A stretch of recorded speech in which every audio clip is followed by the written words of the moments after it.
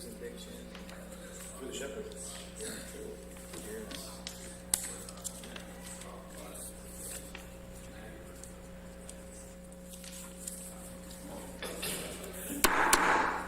Okay, it is 6 o'clock, so we are going to begin. I'd like to welcome you all to the July regular meeting of the Clemson Board of Architectural Review. My name is Kyle McCormick, and I serve as the chairperson of this committee. The other members in attendance today are as follows. We'll start down here. Peter Lawrence. Nathan Shaw. Peter Metzger. Todd Howard. Our staff member in attendance today is Todd Stedman. Our recording secretary is Rebecca Wilbanks. Please note this meeting is also being live streamed and is accessible at the City of Clemson's YouTube website. Bar members are appointed by the Clemson City Council. The bar's responsibility focuses on the design aspects of projects located within one of 5 architectural overlay districts in the City of Clemson. A copy of the agenda for tonight's meeting can be found outside of the lobby. If you'd like to speak tonight regarding a matter on the agenda, you will need to read and sign the speaker's sign-in form, which can also be found in the lobby. On the back of the speaker's sign-in form is a list of things that fall within our purview. You will be asked for the sign form should you choose to speak. Anyone speaking will be required to stand at the podium, and there will be no speaking to the audience due to the live streaming. The meeting will be conducted in the following manner. For each agenda item, the bar will hear a report from the planning staff. After the staff report, the applicant will be given an opportunity to present their application and demonstrate that it complies with the relevant criteria. Any resident or owner of a business or property in the City of Clemson is allowed to comment and provide feedback to the bar at each stage. Speakers will be given 3 minutes to provide comment and feedback. We ask that you please consider appointing a spokesperson if there are multiple people wishing to speak on the same topic. Please do not repeat information.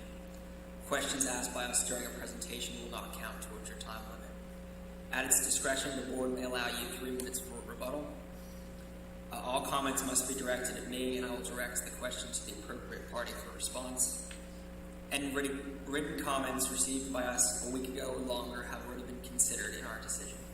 After all comments are offered, I will close the public hearing portion of the meeting, and we will discuss and evaluate the information presented. We ask that you please turn off your cell phones or place them in silent mode at this time. As a reminder to board members, please ensure your microphones are on, speak directly into them, and avoid side conversations and crosstalk. And again, thank you for being with us tonight. Our first item on tonight's agenda will be the adoption of the June 1st, 2021 minutes. I was not present at that meeting, but I'm going to ask the board members for input on those minutes and if there was any changes. Yeah, no changes. Okay. And we're looking for a motion to approve the June 1st, 2021 minutes as presented. So moved. Second. All those in favor to approve the minutes as presented, please raise your right hand. All those opposed? Okay. The decision is unanimous. Moving on to the action items of tonight's meeting. We have quite a few, so please bear with us tonight. The first item is 2021-AR-11. Applicant Matt Breyer is requesting preliminary and final approval of the proposed sign at 282 College Avenue. So with that, I will turn to Todd for our staff report. Thank you, Chairman. This project is located in AR District 1 Core and therefore requires BAR approval, and the application meets all district and AR standards. 2 things to note: this is a subterranean commercial space beneath what was formerly Entourage, and also there's no illumination of the sign being proposed. And the applicant dropped off some paint swatches for you all to review. Either of you, if you did those. And so, other than that, I think this is just an aesthetic review on the part of the board. Is our applicant here tonight? Yes, we're here. Do you want to come to the podium and just introduce yourselves and just give us an overview real quick? Yeah, sure, absolutely. And if you could just state your name and address, that'd be perfect. Hi, I'm Caroline Horn. I'm the co-operator at Grace Coffee Company. This is Emma Grace Byers. She's our other operator, and the address is 382 College Avenue. I know on the bulletin outside it said 282, so I just wanted to clarify that. And it is in the basement unit, as he said. Thank you.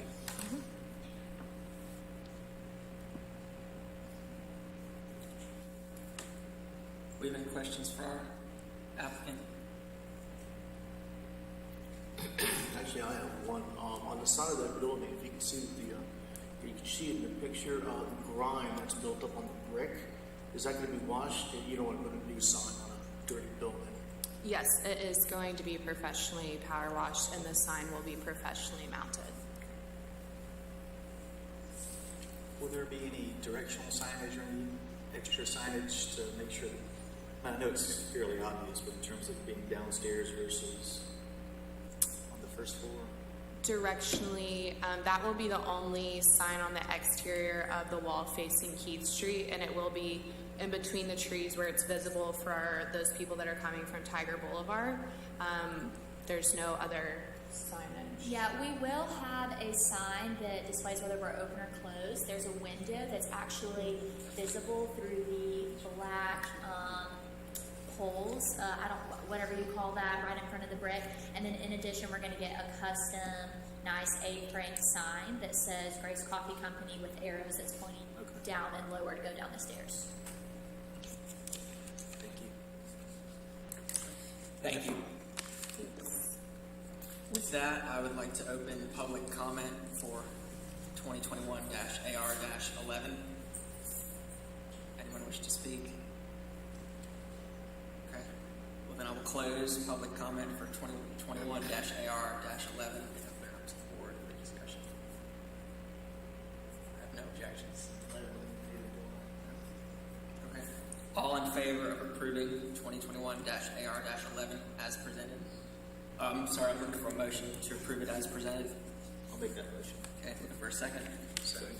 All those in favor to approve it as presented, raise your right hand. Okay. Unanimous. Thank you. Good luck. Moving on to 2021-AR-08.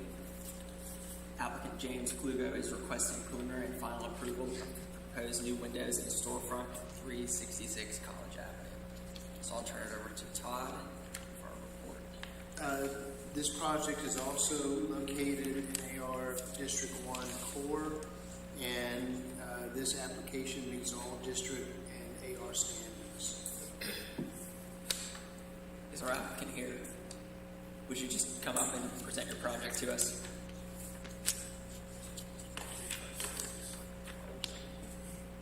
Do you have it on off? Do you have what I dropped off? Yes. Yeah. Sorry. Okay. Yeah. Basically, just wanted they'd be kind of garage door roll up type windows, just to provide some open air. And the brickwork will be left as is, right, as the right height? And Correct. Basically, we chose garage doors because of, I guess you guys don't want anything to protrude out into the street, and then there's an overhang on the interior that would be easy to attach it to. We're still finalizing that aspect just to make sure, but it looks like that's the most promising way to go. One question, is that going to be clear glass or is that going to be tinted? It'll probably have a slight tint like what's already there. So there's You already guys did a lot of work inside. It's good to highlight that. what now? Oh, you did a lot of work inside. It would be good being clear so you can actually see in there. Ideally, it'll be nice days, so those will be open. Will the two doors and the window above, will that stay the existing framework, or will that be covered and match the garage? So everything will be changed out. I think it's like a dark bronze was the look, but those doors will be changed out too. And why tinted? Is it to get a lot of western sun into that, into your space? The sun actually comes from across the street over Study Hall and goes directly in there at 4 o'clock, 5 o'clock, 6 o'clock, and 7 o'clock, depending on when the sun sets. but it makes a huge difference. Do you plan on having anything set up outside because these are open, or? So right now we put out tables for dining during dinner time. We plan on continuing to do that as long as the city allows that, and it would just give a good indoor-outdoor feel to the place. So by this illustration, there is no signage on the front door? Is that? That is correct. Our only signage are, if you look at the circles that are up there, Yeah. those will have our logo. We'll have our logo on there. So. Or the signage on the left side here, is that going to be illuminated from inside, or is that going to be illuminated from outside, or no illumination at all? To be honest, as far as the signs go for our, we'll probably have to come through and do something separate for the signage. We'll probably just put some, starting out, just something on the main doors, just saying that it's our entryway. But overall, people know who we are, where we are. We've been around for a long period of time, so it's not going to be too difficult to find the place. Clarification, are all 5 of those panels going to be opening? Or are they all operable?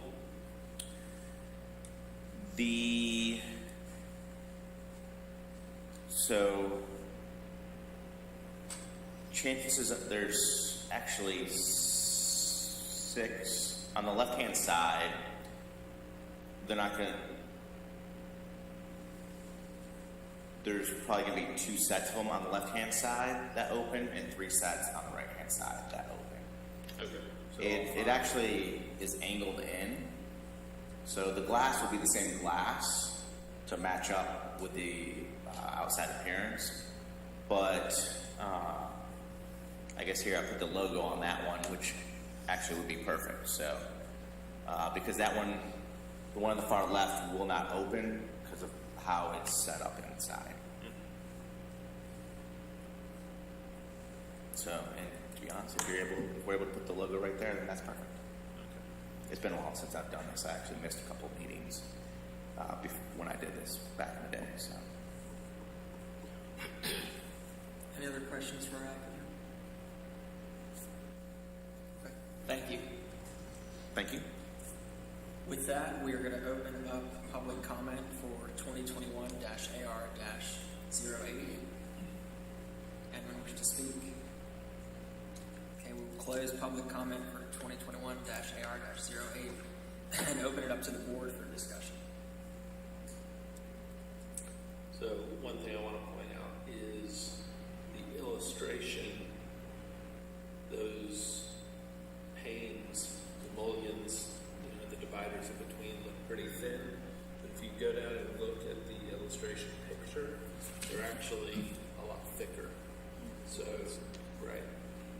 That, just so you know, that's with purpose. Behind each one of Jay, would you those. please speak to the mic? Yeah. Sorry. Sorry about that. Behind each one of those panes, there's actually a pole. And that's one of the reasons why we decided to go with the garage doors. It's because that pole is about 6 inches round. And if we did doors that kind of fold inward, it would just take up some of the space, and it would make it to where it would limit how you can open them and in what direction. So it is going to be a little thicker if we do that. It'll probably be 8 inches, I'm guessing, wide. I'm not sure specifically until we have the doors to know the exact distance between each one of those, but you are correct. That's another quick question. Material-wise, where the doors meet the brick, will that just, there won't be any type of counter, like it's just going to be finished? Like how's that going to be finished where the doors meet the brick? So it's already finished on the interior. There's already, it's not really, I hate to use the word brick, but it's more of a tile that's on there. That's on the interior. And then it'll just what it looks like right now existing on the outside would be. Yep, 100%. I think it worked out really well that way. You'll probably just put like some sort of like at the bottom of a door jam, whatever that is, where the garage door will lead into stuff to protect against the elements. Question for Todd. What is there, if anything, in the guidelines about tinting windows? I ask this just somewhat in general, but and I think maybe it will. I find the existing facade like really dark, like you can really not see in. So I think this might be an improvement on that. But I'm wondering if there's anything in there about the tinting level, because it gets to the point where it's almost like opaque. It's maybe at night. No, there's no requirement or prohibition on tinted windows, if that's what you were asking. That it's up to you all, whatever you think works best aesthetically.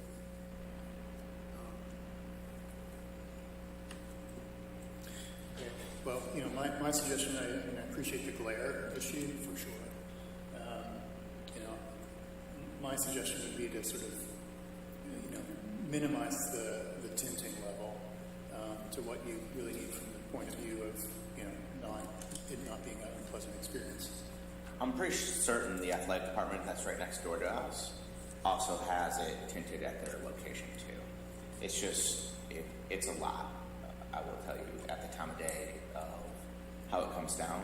Our purpose is to tint it as little as possible. Like, we actually like people to see the interior. As Pete said, we redid the interior, want people to see what we're about. Ideally, we want to have the windows up and enjoying that aspect. But I mean, sometimes it's a little bit overbearing. So Yeah, no, I appreciate that. thanks. And one more thing, is this all going to be safety glass, right? I think it's Correct. required. Yeah, it has to be. Any further discussion? I'll move for a motion to approve 2021-AR-08 as presented.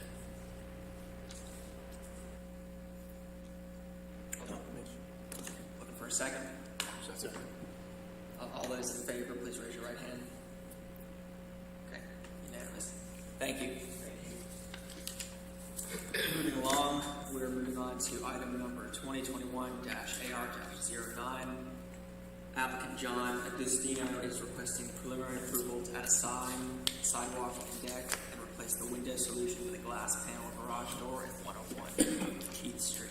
So I'll turn that over to Todd. Okay, this one is going to be a little more complicated to go through there.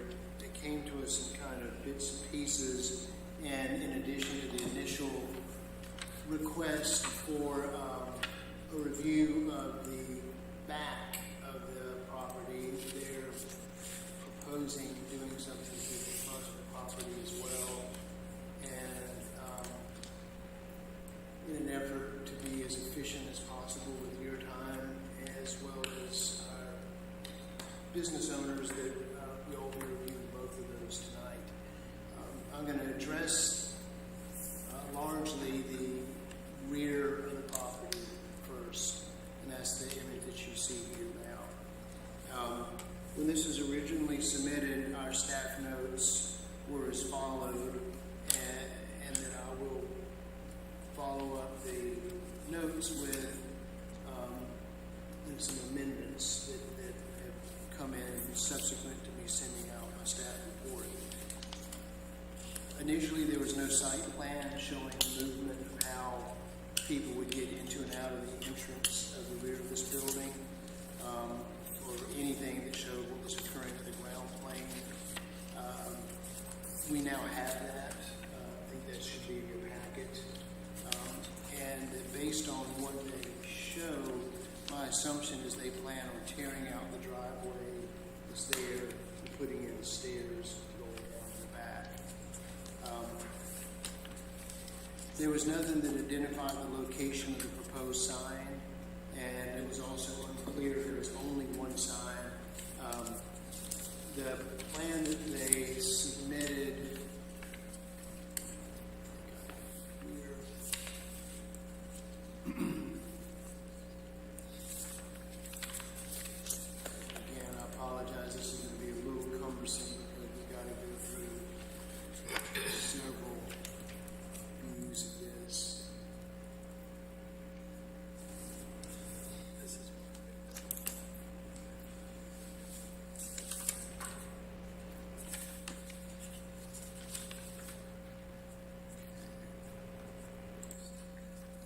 this will probably be the most helpful to review. So now what they have submitted shows that there's going to be one sign, but the location is still being shown as painted onto the fence, which the city does not allow. Also, the notes were showing that there were the sign to be attached to the dumpster, and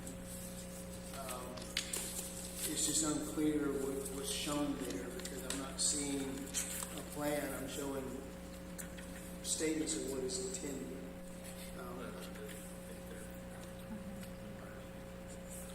So, as I mentioned, the city does not allow signs to be painted on wooden fences, and so that remains to be an issue.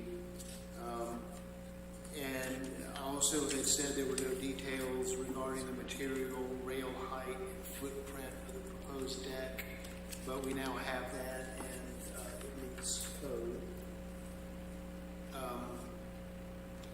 We initially received two different renderings, one showing that a brick column was kind of going to hide the chairlift, and then another one that was stucco. They clarified that they're going to go with the painted version of the stucco, and they provided a color. So that sign cannot be painted on or otherwise attached to the fence. Then we've got an orange color swatch. I don't know if they got scanned in, but it should be in the packet of the orange color they plan to use to paint the sign.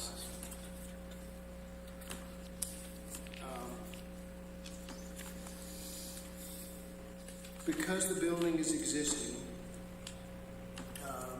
and non-conforming to many of the architectural standards in place today, but it is the opinion of staff that since they are not making the building more non-conforming, the proposed replacement of a window with a glass overhead door would be acceptable and not require them to bring the rest of the building into compliance. And the materials and design of the door is up to your input. It is still unclear if the site is ADA compliant, and that addresses the rear of the property. So the main issues there are about the sign, exactly what is going to be taking place in the image that I have on the screen, which is different than the one I have on my screen. Try to stop sharing this and start it up again.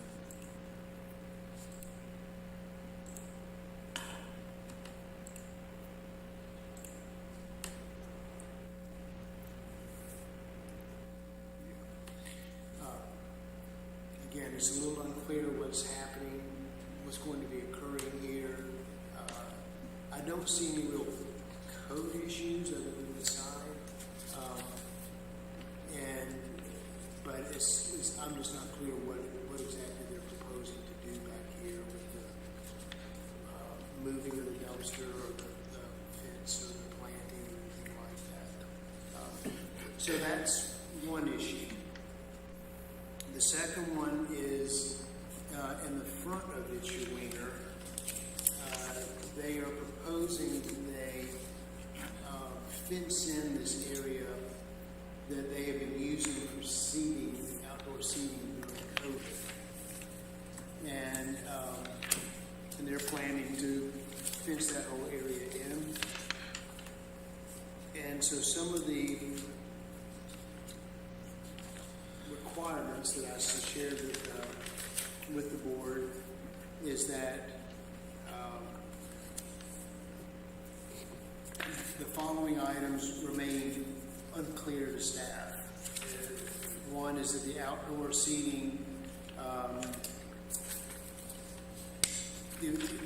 may be allowed, provided that bars and waitress stations are located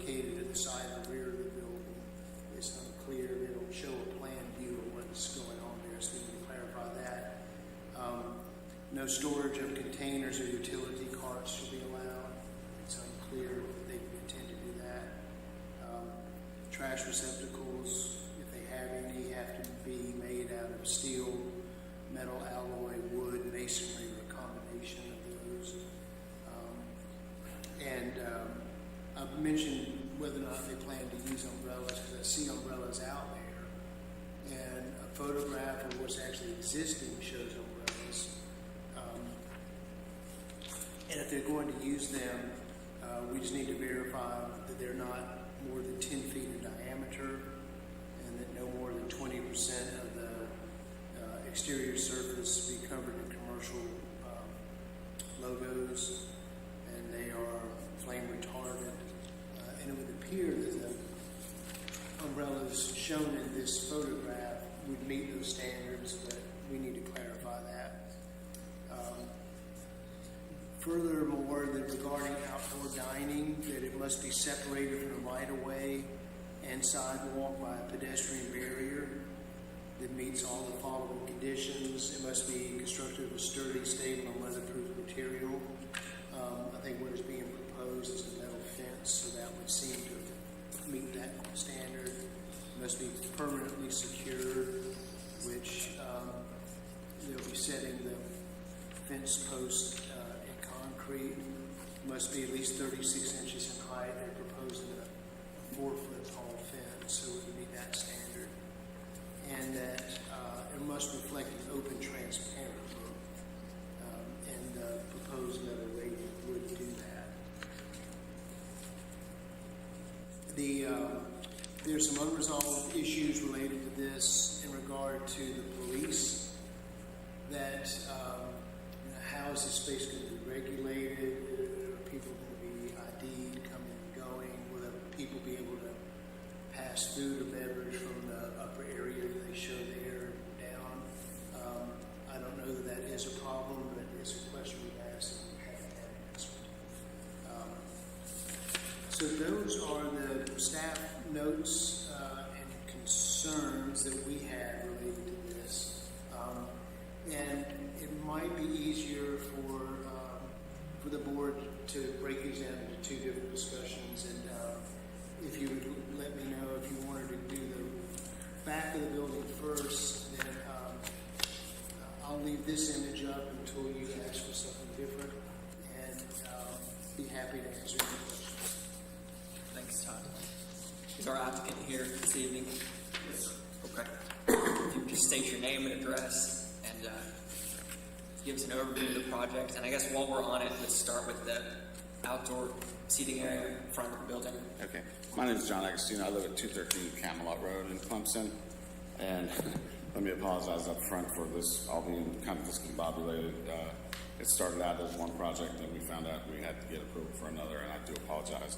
I will try to clarify it up as I had gotten Mr. Sedman's notes and his list of items that he had concerned, and I believe I have addressed everyone, so hopefully we can go ahead and just clear those all up.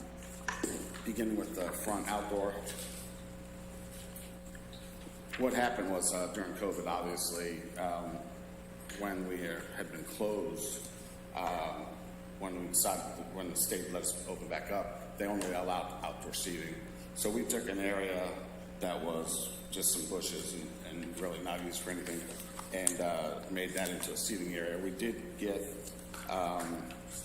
the alcohol ABL department to okay that for us serving liquor out there, and we did have a temporary fence at that time. What we're proposing to do is make that a permanent seating area. We want to actually make it like a dog area, and that's why we want to fence it in, so people can actually bring their dogs and sit out there and eat. And my wife's already got dog bowls and 100 dog toys to throw out there and stuff like that. So we believe that we will comply with all the criteria that you just mentioned. I've already had SLED Agent Benjamin and also Officer Tate from the city out there to look at it. They said that as long as we kept them in the loop what was going on. I have talked to the ABL office, and they approved us temporarily during COVID, but she won't be able to approve it permanently until the actual fence is up, and they can excuse me, they can come out and look at it at that time and make it part of our licensed premises. I know that originally also there was an issue about the fire hydrant. We are not going to be fencing in anywhere around the fire hydrant. The fence will stop before the fire hydrant and cut across.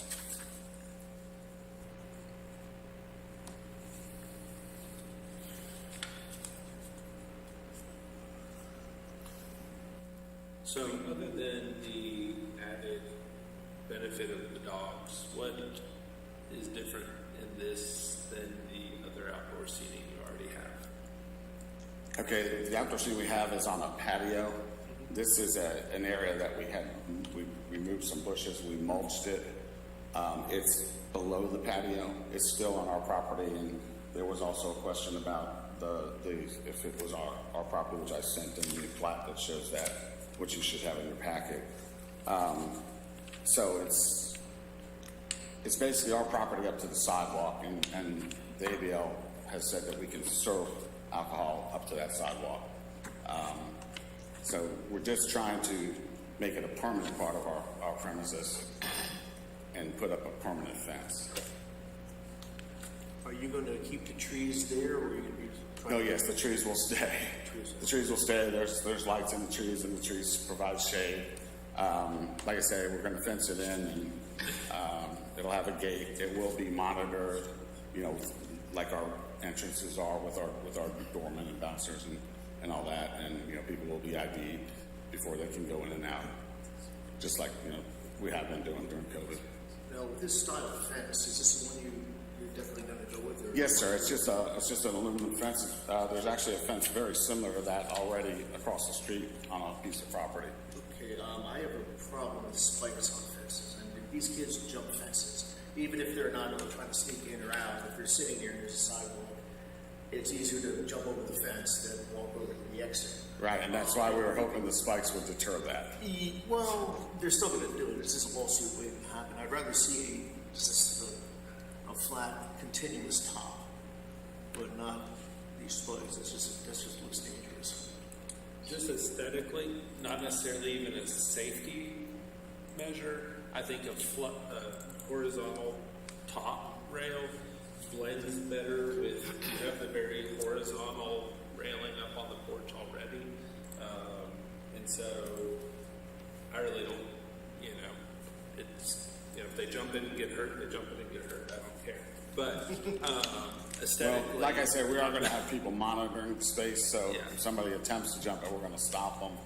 But aesthetically, I think a solid flat top rail would be best. This looks more residential in a way. I'm Yeah. pretty sure we don't allow that type of fence with the spikes. The- And they had not requested, permit for this or anything yet, so, but we'll handle that. I need to know your wishes Yeah. regardless. But I apologize for not having it in front of me, but, pretty sure our ordinance says something about, we don't allow, it says something about spikes, but I don't know how they're defined. Okay. And, sir, why wouldn't you try to match the existing railing? I'm sorry, sir. Why wouldn't you try to match the existing railing and make the space look more cohesive? I'm sorry, sir. I'm having a hard time. Why wouldn't you try to match the existing railing and make the space look more put together, more There cohesive? is no existing railing on our property. I think he's referring to the railing up on the patio. Oh, you're talking about the piping? Yeah, that would not help us with as far as making it a dog area. There'd be too much space for dogs to jump through. So, just so you know, in based on that reasoning, there is actually an aluminum fence that has what they actually call a puppy picket, which is a picket in between the pickets that are shown here. And Moreover, you could do the same railing and put like a wire, every other space to close that space down and make it look, I'd say, more cohesive, more aesthetic, less residential, and deal with the dogs. respectfully, I don't believe that would be more aesthetically looking, but, you know, we're here to get your input.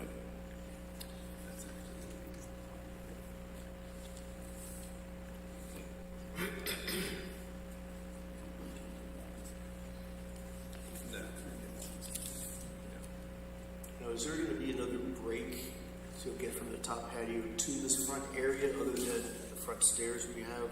Like near the, on the side, you said a 5-foot high auto closing gate, but that looks like at the end near the driveway. Right, yeah, there would break in be, the middle anywhere? you would not, if you wanted to go from the top to the bottom, you would have to come down the steps and re-enter.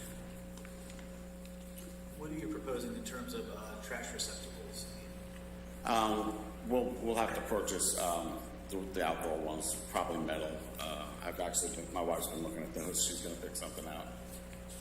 But they will be depositing like their there will be an area out there for that? Yeah, we'll have trash receptacles out there.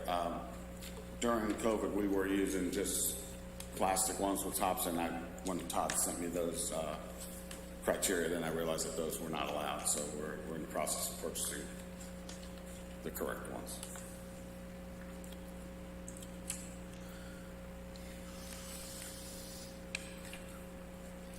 Do you guys have any other comments on the front? Or maybe the back?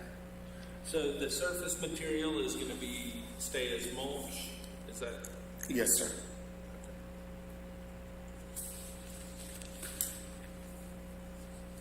With the, So well, this may be more for board discussion. I got one. For the, so this is gonna be like a served area, like waiters and waitresses will serve the people. No, sir. that- We're not a full service restaurant. Okay. People that want a drink will go up to the bar and get their own drink, and people that want food go up to the counter and they get a number, and then we call Okay. them up. So we're limited service as far as food goes, and we're strictly, you have to go up to the bar to get your drink. Okay, so that would eliminate the waiter stations. Yeah, there'll be no waitress stations or anything like that outside. Okay, None at all. thank you. Well, this is really nitpicky. The food that they receive, is it all disposable? All disposable, yes, sir. And so are the drinks. Okay. We have no glass, or it's a college bar. We don't have any beer bar. We have canned beer. We have plastic cups. we don't want anybody hitting anybody over the head with a bottle. And how many tables do you have there right now in that outdoor area? That's a good question. We got 1, 2, 3, 6.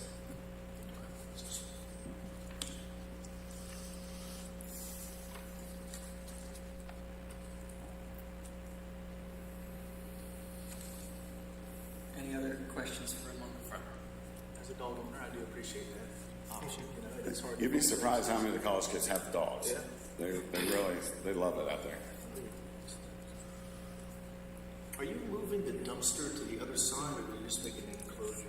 No, the dumpster that's part of the next section, but the dumpster that's there right now is an eyesore. So what we're proposing is to push that to the back of the property. Okay, so Concrete. that enclosure on the right, on the left side is not yours. That's I'm sorry, the the enclosure. enclosure on the right side. Oh, I'm sorry, the left side, looking at your building with the dumpster. No, so that's not my property. I That's guess let's actually move part to of the- Mr. Knickerbocker's. Before we move to questions about the plan. I agree. Okay, all right, we're gonna just let you sit down, we're gonna discuss it, and then we'll bring you back up Sure. to the back. Thank you.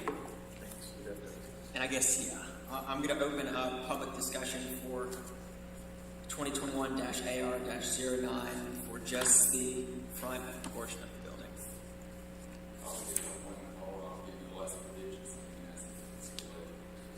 Okay. Okay. Is caller 90 with the last 4 digits 9321 on the line?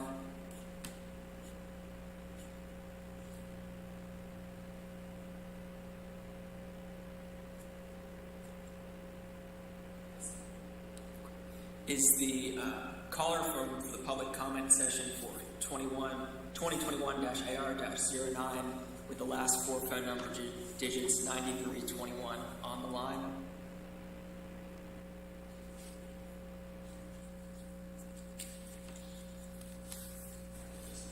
Okay. Any other public comment for the front section?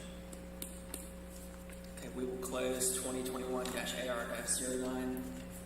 Public comment in the front section. Open it up to the board for discussion. So, start us off, Nathan.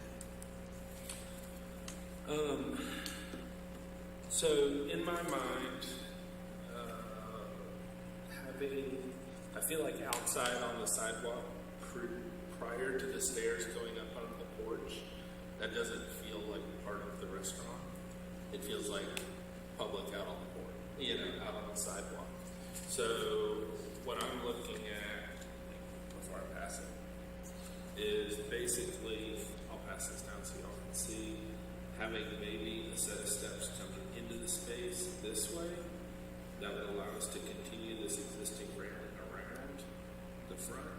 And then since all the shrubs here got removed, we still have the trees, possibly setting that in a foot and bringing in a row of shrubs that say 18 inches or so to just give a little bit of curb appeal, hide the mulch, things like that. On the outside of the fence. On the outside of the fence.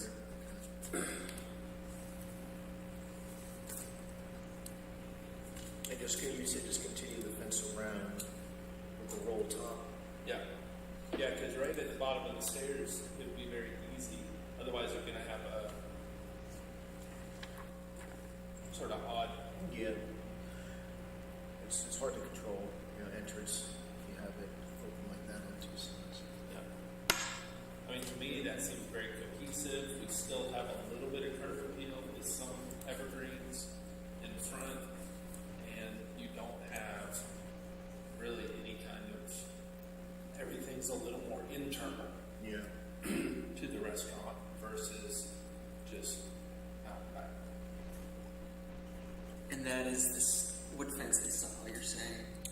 Like this existing, and that's where it'd be very easy that they have very short something that could go in between the fence and this little hedge that would make that a dog proof area. And in terms of calls, they can still use the similar material. You're just talking about the appearance. Do you want the actual material to continue, or the appearance of the horizontal bars? No, I think the appearance, because as this rail comes down for the steps, then you're going to have a very industrial, urban railing hitting the bottom of the steps, picking up with a more residential picket fence. And so having that just flow right around is really seamless.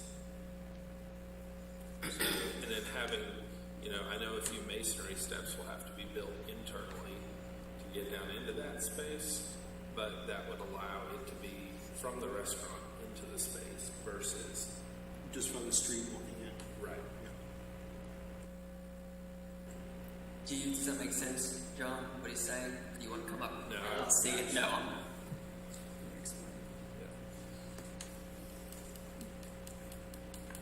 I definitely think the greenery to kind of delineate between the sidewalk Soften it up and the a little. fence, would be a nice. Especially that when you cut it off with like puppy just trying to get rid of the And fence. the mulch will wash away either. Yes. Easily.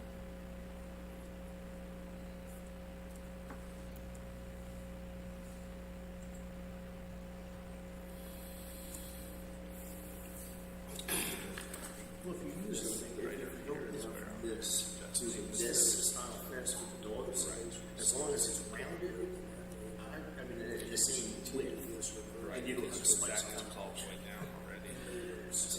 But as long as it's rounded, like yeah, I could see going from this to this. As long as it's the same size, it wouldn't really. There's always this part is the same size. Here's the no, that you can see, it's either that or this, as long as that's the same size. But I do agree that it needs not That's not that. Is this from what you're These kids, that's I'm good. it makes it more convenient. That's taking up a lot of space. See, with the slide center, you had private well down there. We had 3 guys looking at the fence, and you still had this stretch. Kyle, I've shared the recommendations with Mr. Agostino, if y'all wanted to go with him, make sure y'all communicate. Okay, so based on that sketch, what we're looking at is if the railing was set in from the sidewalk, it looks like you have 13 feet there.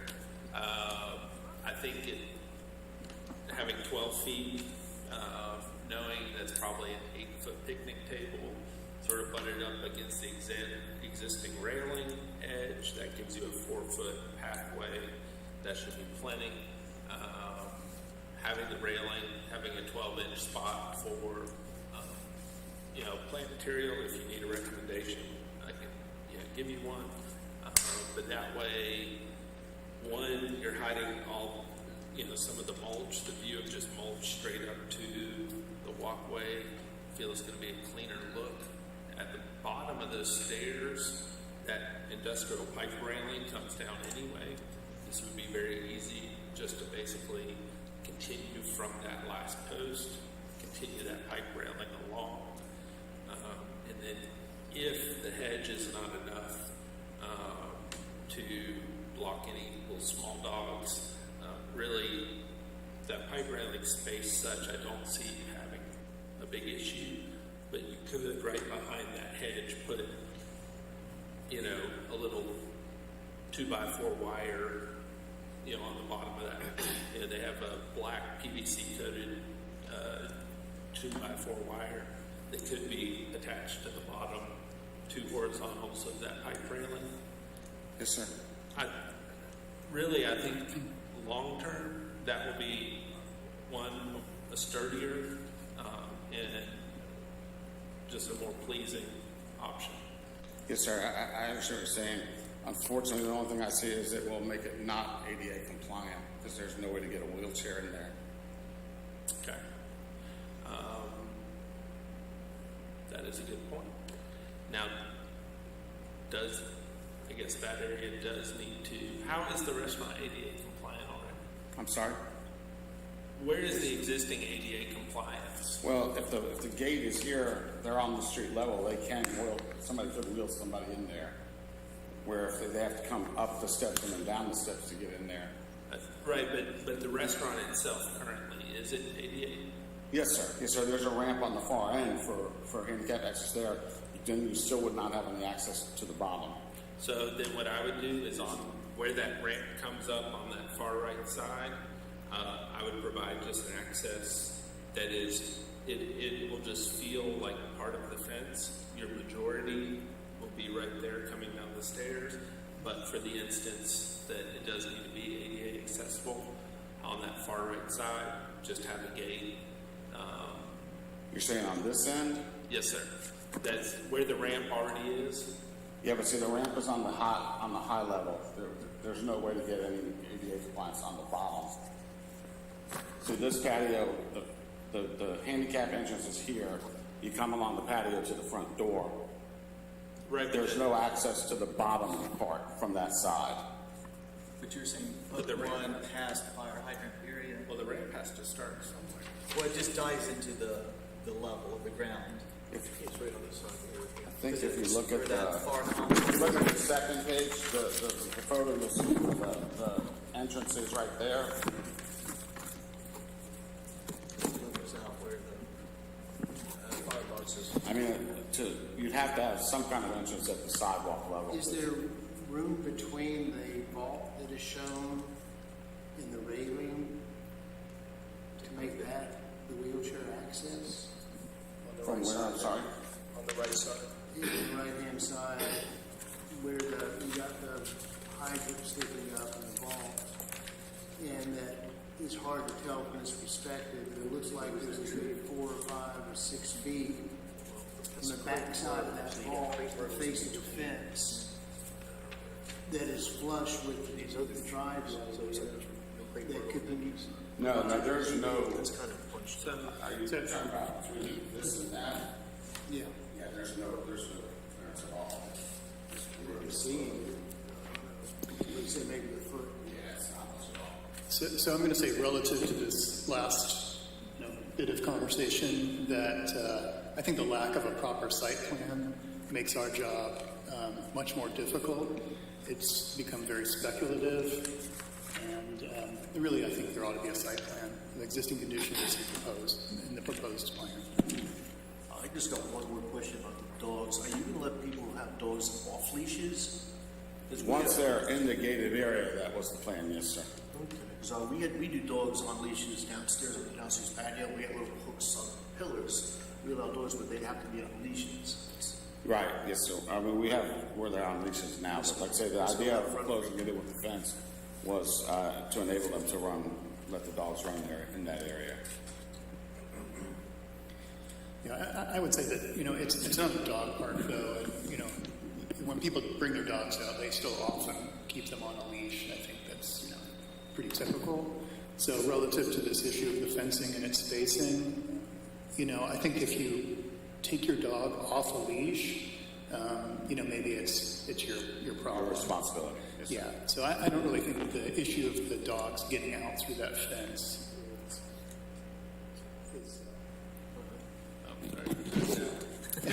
is ding ding. It's so compelling, but if it was a dog park, that's another matter. Yeah, you don't want the dogs. You expect them to be off a leash. All right, I'll stop. So, but I will say, based on the site plan that was prepared for the back, there's just a small set of data points that are really missing that would allow you to have the information needed to, provide an adequate site plan. So, it's almost there. It's Yes, just. sir. And I apologize. This whole fence idea, believe it or not, I ordered this fence from Lowe's 6 months ago when COVID first started that. And part my fault, I didn't realize that it was something that had to go in front of the board. They were actually going to start installing it, and then we realized that, hey, we had to get approved and all. So it's all been after the fact, and I do apologize. It's been so haphazard and a mess. So what I hear is that perhaps the best approach would be to come back next month with a plan. Would you like to provide a site plan that kind of shows how this works? Y'all have made several recommendations. Do you have any further direction regarding the front? You've given them some pretty clear suggestions as to what you would like to see.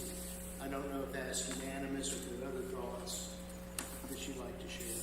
I think there's pretty good agreement having that 1 foot, stepping that fence in 1 foot, and having that softer edge maybe with some kind of plantings there to kind of break it up from the sidewalk. And I think that would be an easy fix. I would like to see the stairs off the upper patio, but if it's an ADA issue, there's not really much I can say. I can say a lot of things would look better if it wasn't an ADA issue. Right. Right. So that one, I think it would be, to your benefit and to the town's easier to control. But again, and then as far as the fence railing goes, I agree. I don't like the spikes on top. I like a cleaner rail, but I'm impartial compared to the one you presented without the spikes versus the pipe fence with some kind of guard. So that's my opinion on the fence. But So we all like the green. we all like the greenery. Stepping that fence in a foot. Oh, I'm sorry. I'm sorry. We all like the greenery. Stepping that fence in a foot, doing the buffer along the sidewalk. Right. And a more aesthetic connection between the railing. Yeah. Bare minimum, right? Got a bare minimum. But I'd like to reiterate the comment that it's a residential fence, and I don't know. It's going to look like something that was bought at Lowe's and it was meant to be put in front of a house or in somebody's backyard, and it's not the level of strength or the aesthetic that you expect in a town. speaking from experience with 15 years with the private club, the cheaper the fence, the more you're going to spend replacing it. And you're going to have, I don't care if, you know, it's a quiet night and people can exit easily, people are going to jump in. We've done, when we used to have the private club, we used to have 3 guys watching the fence, and people not just trying to get in, they were trying to leave that way because it was easier to get out there than one over at the door. So you will have people trying to jump the fence just to get out. I mean, it does happen. Another option for the ADA issue too would be to put that occasional use gate where you're proposing the main entrance to be here, and then still put your main entrance off that upper patio. I just think it'd be easier to control people, you know, from the street, because then they actually have to go up, come over, and then come back down. And the gate's there for ADA. The gate's there just for ADA, and it might help your, you know, just your flow throughout your restaurant, because now people just go right up and in rather than out and up. So I think that may be, because I know what they're saying, but again, if you don't know the room, you don't know the room, but maybe make that just your occasional use entrance in case you have an ADA issue, and put a set of, you know, nice brick stairs down there from the upper patio to the lower. Okay. But those would be my suggestions. I guess with that, we're going to move on to the rear of the property. If you don't mind pulling that up, Todd. And if you would just give us an overview, just your proposals there, and we'll do the same kind of review here. Okay, for the rear of the building, what we're proposing is to move the dumpster. If you look at that first picture, you'll see that the dumpster right now is in plain view. And what we're proposing is to move it back to the rear of the property. We would extend that driveway with more concrete to the rear of the property. We would put the dumpster in that area and close it in with a wood fence, and that way it's not visible. And then that driveway basically is the entrance to the rear of the property. So people would walk down the driveway, and then there's a sidewalk, which you have the plans for. That's where they would jump onto that sidewalk to go down to the rear of the property. As far as the signs goes, what we were proposing is just a directional sign, basically, that I realize we can't paint it on the fence, so I was informed of that. So we would put it on wood or plastic or whatever we put it on, and just attach it to the front of the dumpster gate. So if you're looking down that driveway, you'll see the sign that says basement with an arrow. If you're not looking for it, you're not going to see it, and we don't really have a problem with that. So we're not really looking to put any kind of sign on the building or anything like that. It's just more directional sign more than anything. I do like the logo, using the steps. Thank you. Yeah. That's fun. We had a contest, and we had the college kids submit logos, and that was one of the submissions. Then once you get to the steps and walk along the rear of the building, that's where you get to this rendering. And it's just basically a walkway down to the entrance, and there's going to be a proposed deck, the window that's existing, changing it to a garage door. And then to make the space ADA compliant, we do have to put in this handicap lift, which will be enclosed in this brick or stucco area right there. As far as the lift being compliant, I did put in the ASC, whatever it is, ASCME, American Society of Engineers, whatever, mechanical engineers. This is the requirements, and then this is the actual lift that we're purchasing that shows that at the bottom, I highlighted it, that shows it is compliant. So this driveway you're using as the basic entrance exit to that back area, so you're not going to be using it as a driveway, obviously. Are you going to be having 1 or 2 dumpsters in this enclosed area? There'll only be one dumpster. Just one dumpster? Yeah, we'll share it. Does that one dumpster serve your entire facility? Yes, sir. It's going to serve upstairs and downstairs. I'm sure one's going to be enough. Yes, we're looking. Actually, we'll probably have to get a bigger one, but it will be enough. You got to understand that the downstairs section is only going to be open 3 nights a week. Okay, now what about the grease bin and all that's going to be located The there as grease well? container will be back there as well. Okay, and the third thing is right now you have the ice merchandisers out there. Are they going to remain out there? Or No, sir, I've been trying to get them to pick, we had that there for a special event, and I've been trying to get them to pick it up for 2 you months still now. pay for them? No, not at all. If they don't pick it up soon, I'm probably gonna put it on eBay and sell it. So, you're working with an architect that did some of these drawings on the side and the stairs. Timing wise, like, why don't you have a plan of this? Why don't you get them to draw a plan of this condition and what you want to do here? Okay, sir, I don't know if it's the speaker or what, but I'm just really having a hard time understanding this. Why no plan? Why no site plan for this? Plans. Plan. Why no plan? There's no site plan for this to show. I thought my contract. Okay, all right. Yeah. Thank you. I found it. I just lost it in all the other sheets. Okay. There's sheet LA 100 that I think begins to address it, but what is shown on the site plan does not match the notes. He's making reference to a screened dumpster area, but the plan shows the dumpster moved to the right, but no screening in front of it. That's the part I just mentioned, that we were planning to move the dumpster back and then close it with a wood fence and a gate. And I hear you, but I think one of the challenges that the board faces is you're suggesting what you might do, but you're not showing it, and so they don't really have anything concrete to respond to, other than what you're saying that you And I apologize, because I was under the impression that was on the plans. Okay. My architect in is the actually notes my that I general s- contractor as well, so he should have all this on there. The notes that I sent out said that there was no site plan showing how all this was working together. And I was told that he contacted you directly and that you said that you had found it, and his words were that we were good. I found the site plan, but it's just when it's not complete, it doesn't show, Okay. it doesn't, I apologize then. no apologies necessary, it's just an explanation for I think some of the confusion or the frustration.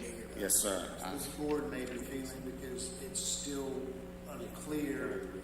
I think I'm beginning to piece together based on what's on the plan and what's on your notes on this image as to what you're doing. Right. But it's difficult to prove an idea.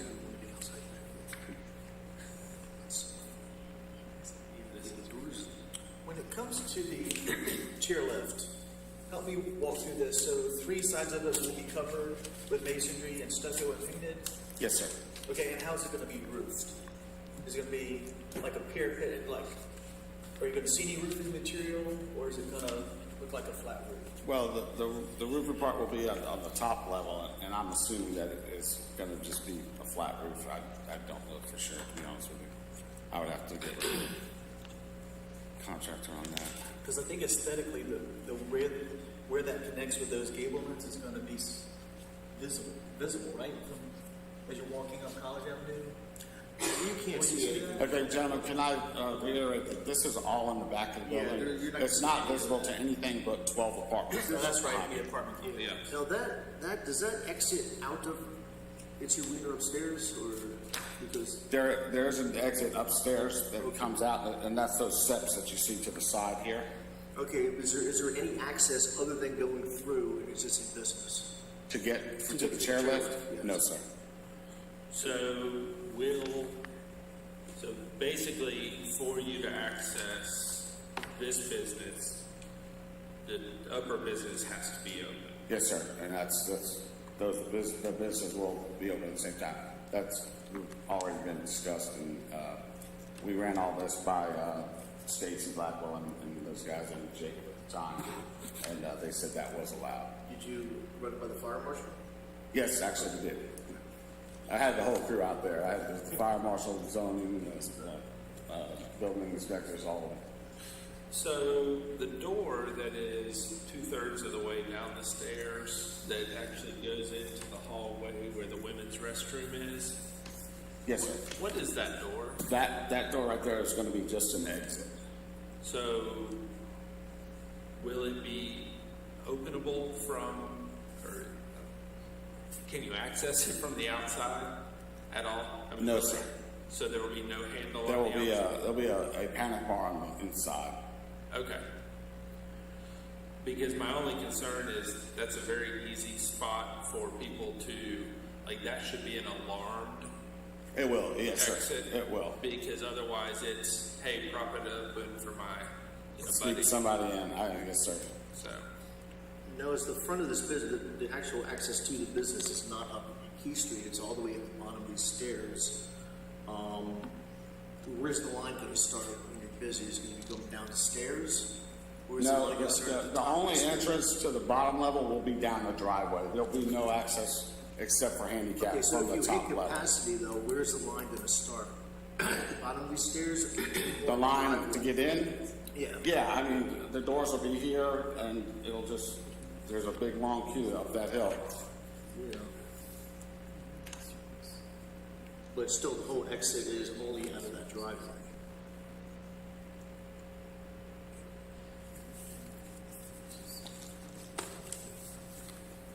so you, EDA is through the upper business.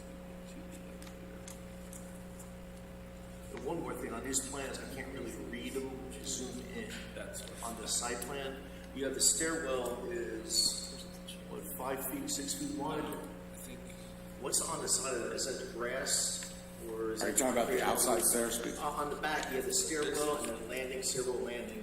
Oh, yeah, that's just gonna be a sidewalk and stairs heading down to the entrance. So that's all concrete and going down. All concrete stairs, yes, sir. Yes, sir. Yeah, all the way from here, this is all concrete. Is that what happened? this is going to be three sides. That's a lot of concrete. Plus, Are it looks these like bands just like an architectural feature? if this is These horizontal bands here, it's just an architectural feature. capacity, I mean, coming out here. It's just an architectural feature. This right here, sir? Yes, yes. No, that here's an actual outdoor patio on the upper Okay. level, and that's the railing for it. That's existing. Okay. Yes, sir. Okay. I apologize. Will you walk me through exiting the, I'm just a little bit nervous about exiting. If we've got people lined up, if there were an emergency, I'm just worried about egress out of the building and the site. Because if you exit the bottom, you have to go the stairs. The chairlift's the only thing that connects the two. Well, floors. yes, sir, the chairlift, during an emergency, the chairlift would be inoperable. But there's no connection between the two floors, right? Yes, sure, there's stairs. They're exterior though, right? They're exterior stairs, yes, sir. But they exit through an existing business. So if I'm in that bottom establishment and I have to get out quickly, I only have one direction to go, right? Yes, sir, up the, now keep in mind, next to the stairway, next to the sidewalk and stairs is a big open grass area. So there's room for people to just run up the hill and exit the area.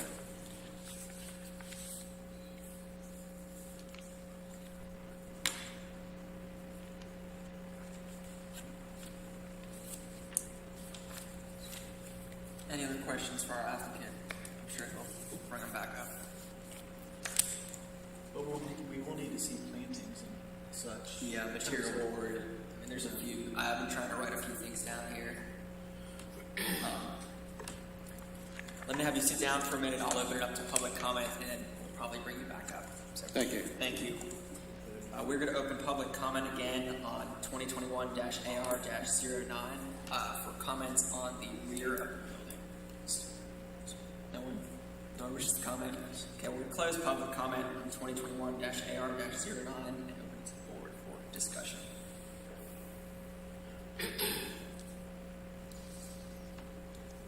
I still think the whole egress on the side here, because you're trying to do a fire exit or another exit through an existing business.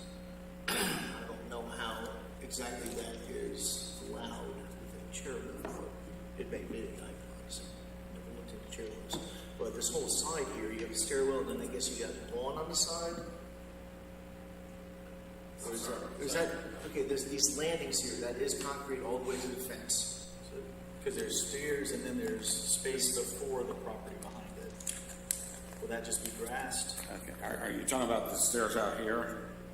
No, I'm talking about these stairs going These stairs going down are going to be basically against the building, against the building and then right? 5 feet. to the fence all the way? No, it's only a 5 foot wide sidewalk. And then what's on the side there? Todd? On the side of that is about 15 feet of open grass area, all the way down.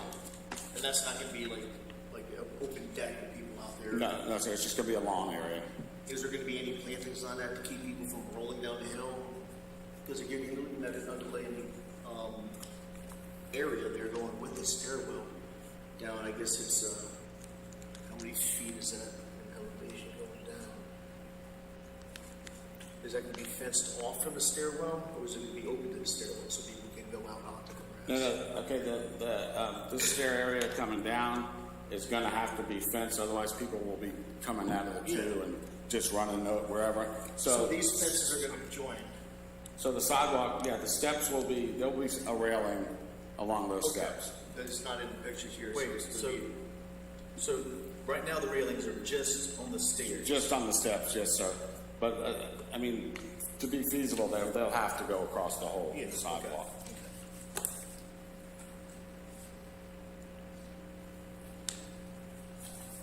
And that opens that up for plants and such.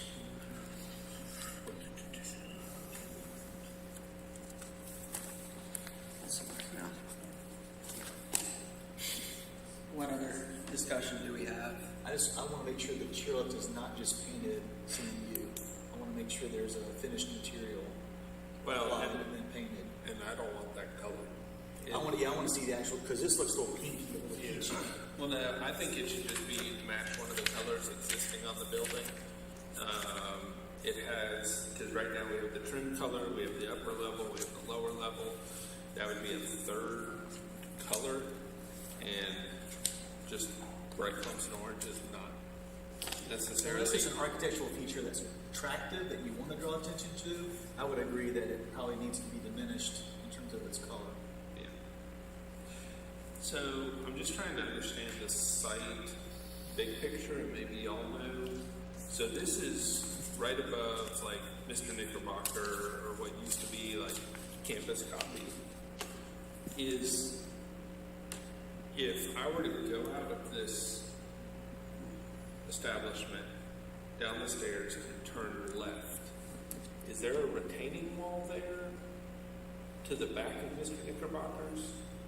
Yes, And how tall is that retaining wall? I think so. That's all below grade, sir. It's 10, 15 feet high. Oh, so that's actually, so that's, okay. Yeah, that's below their grade, so that's it. Going out this way, past those stairs is not an option. Well, actually, we could. John, could you please come to the mic? I'm sorry. Yeah, no problem. I'm just trying to understand the big picture Yeah. here. Right now, there's no any way to get any kind of egress out that way. Behind us is youth center. I mean, if they would maybe give us some kind of an easement, we could possibly put like a gate there for an emergency exit. Because, they have like a little walkway that goes to their pool area. I don't know if that's a possibility or not, but the way we're looking at it is if, any kind of egress or emergency situation would have to be back up the hill or up the stairs through the top level. I mean, my thought is, and this is just me, I would rather there be a ramp to get even just out into that lower lawn area in case there was, at least you're away, you're not in the building. Because if, for example, there were a fire in the lower Okay, I'm sorry, sir. There will be a ramp off the deck that goes down to the lawn area as far as in case of emergency, because the lift will not be going up. Okay, that's what I was worried But about. what were you saying, a ramp? Where is that? It's right down here. It's going to be, I think it's going to be. Yeah, I don't know that. Yeah, it's gonna be where those steps are shown right there, I'm assuming. But, yeah, that should have been on there. Because there's no way to really ramp that down. Because that was, we had, Or 1 inch per, 1 inch per foot with landings every 10, that would be 100 foot. You'd have to run to get the length you need. You'd have to go have switchbacks. If you were going from this level to this level, because it's 1 inch per 12, 1 inch per 12, every 10 feet, you have to have a landing. They could yeah, actually, they could That actually would be, that would be I a think they whole. could Pete, we looked at the switchback idea. Let me tell you, this project, we've been trying to figure this thing out for almost 3 years It's- now. We looked at switchbacks, we looked at putting a driveway down there and putting a handicap spot at the bottom. We looked at all that. There's really no other way to do it. Yeah, I know, than there's this no lift. way really to put a ramp down. And then, regarding the switchback, someone had said that, well, if there's an emergency, you've got to have the switchback ramp to get the wheelchair back out. I mean, there's no way somebody in a wheelchair is going to wheel themselves up that hill, switching back, No, right next to a building that's on fire. You would So have to take that whole the section. code basically says that they have to be able to get off that deck Yeah. and out to somewhere safe where they can be rescued. And so that's why there has to be a ramp installed. No, call it. Okay, well, I would propose moving on. I think there's just too many things that are not represented in drawing. I was going to give some general comments, and that was one of them, is that we just need a more accurate, for the next meeting, just a more accurate site plan and just some more accurate renderings, such as showing that ramp or showing those connecting railings. Because what we're approving is what is presented to us. Right. So we can only approve, what is in our submission package.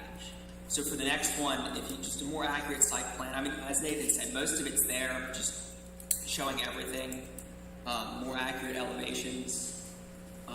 Just need a material board, Todd. You need a material board with any, paint swatches, things like that. The textures of materials you're changing. Okay. If you're adding any lights, we need a lighting plan. And I'm gonna have Todd. I'm gonna work with him to put this in an email, just so that Right. we're clear. Okay. So you're saying you're not approving any of this tonight? No, so this was just a preliminary approval tonight. So you have to come back for a final approval.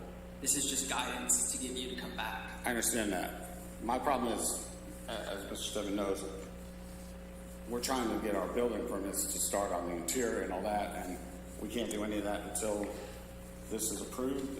Am I understanding that correctly? There are aspects of the project that are outside the purview of the BAR as in regard to the internal workings of your space. But the position of the window, the chairlift, all that is still in play. And the BAR is not prepared to approve that tonight based on the deficiencies of the application. And so they've given some guidance, and from what I can understand, the chairman and I will discuss this in the next day or two to make sure we're clear on the items that the board needs to see in order to approve this. But your approval will not be until the August meeting. As far as moving ahead with building permits, I don't know. The majority of what the BAR is tonight is talking about, and the information they're lacking is primarily to do with finishes and in the exterior and the let's say the egress and ingress issues, none of which would be affected by the building permit, because the building permit is all inside your walls, other than the chairlift itself. But I'm thinking that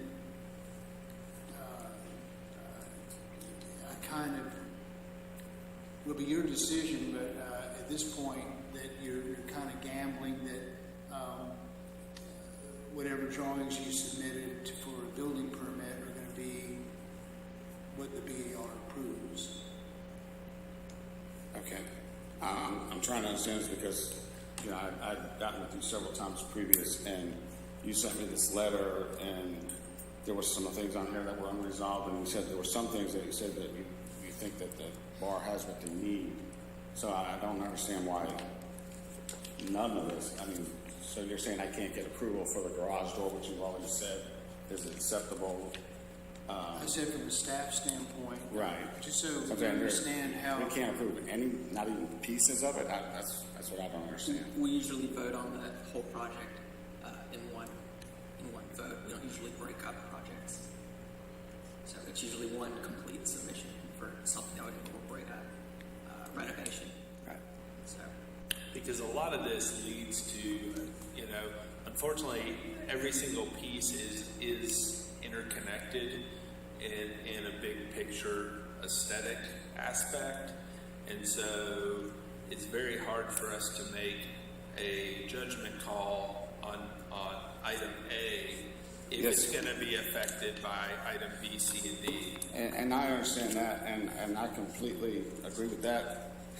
The only problem is it's going to be another month before I can get any kind of movement on any of this, and that's the problem. It's just putting us way behind, as far as trying to get things done in a timely manner, as far as the season coming up and all that. So the next meeting is not until August. First Tuesday in August. August 3rd, the 3rd of August. But I mean, that wouldn't prevent you, and Todd can, verify. I mean, you could start pulling your permits together for any of the internal renovations you're planning on doing. Anything inside the building, as Todd said, that doesn't share a wall or share an appearance with the outside would be something that we have no control over. So Right. you could get, those in order, get your materials for those in order, and possibly even start on that, and that should eat up to the next month. Okay. And as far as colors, I know you were saying something about the color. My architect put that orange on there. I mean, there's no problem. I have no problem changing colors or anything like that. I apologize that it has been thrown together. It's not his fault, but he had told me that he had talked to Mr. Stedman and that everything was fine. And then I still went and got his list and tried to address everything on it, to the pictures, Google Maps and all that, to try to make sure that there was there. But I guess we were still lacking. I apologize. Well, just so you know, Mr. Stedman's defense, his job is to make sure, documents are in place, and it's our job to make sure they're thorough and that they follow, that everything's there design-wise. Well, that they answer the questions that We reviewed, Right. because Mr. Stedman has no way to know what questions we're going to ask, and sort of, it would probably make his job easier if he did, but at this point, And what I told your architect when I received this information a few days ago, business days ago, was that it appeared that he had addressed the concerns. He responded to the concerns, and that it appeared as if a lot of the issues had been resolved for me, which is there an explanation for this? And that's what was presented to this board. And many of them saw some of this tonight for the first time. But as Mr. Schaub said, that I don't vote on this. Sure, I My job is understand. to help provide them with material, and I feel like in this case that I should have not even brought this before the board tonight, that there were some pieces lacking. But it'd be like if someone says, "Oh, you approved that project," and then we would have nothing to point to say that's what we approved. You know what I mean? Like we have to have that documentation, that trail of this is what we looked at, this is what we based our decisions on, and we know, we assume good intentions, but we can only vote on what was presented, or we wouldn't be doing our job. So I said I'll get with Todd here in the next few days, and we'll put on paper everything we kind of verbalized tonight. hopefully that gives you some good guidance, and then come back before us August 3rd, and we'll go from there. I just want to say also the trash enclosure elevation. I don't know if that's in your notes. It was not, but I can add it and I'll put it in that email. But just, as I said, more accurate site plan, more accurate elevations, just showing, you know, everything that's going to be built. So, anyway, Okay. thank you for your time. Thank you. By the way, the elevations are backwards. In the canyons or, yeah. All right, we are going to take a 10-minute recess. We're going to come back and finish this agenda. So.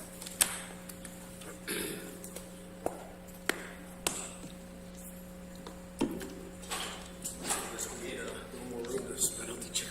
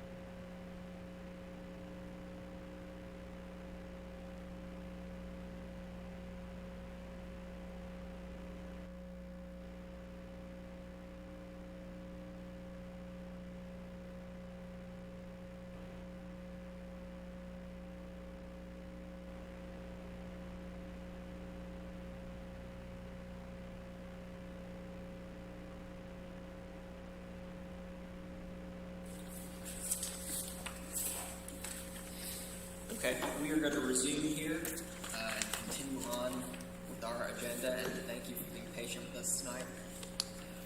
Action item number 4 is 2021-AR-03. Applicant Chelsea White is requesting preliminary approval for the demolition of an existing building and the construction of a new building located at 354 College Avenue. So with that, I will turn it to Todd for our staff report. Okay, this project is located in AR District 1 core, as have all the other applications tonight. The building meets the use, setback, step back, height, and most other district standards for the core district.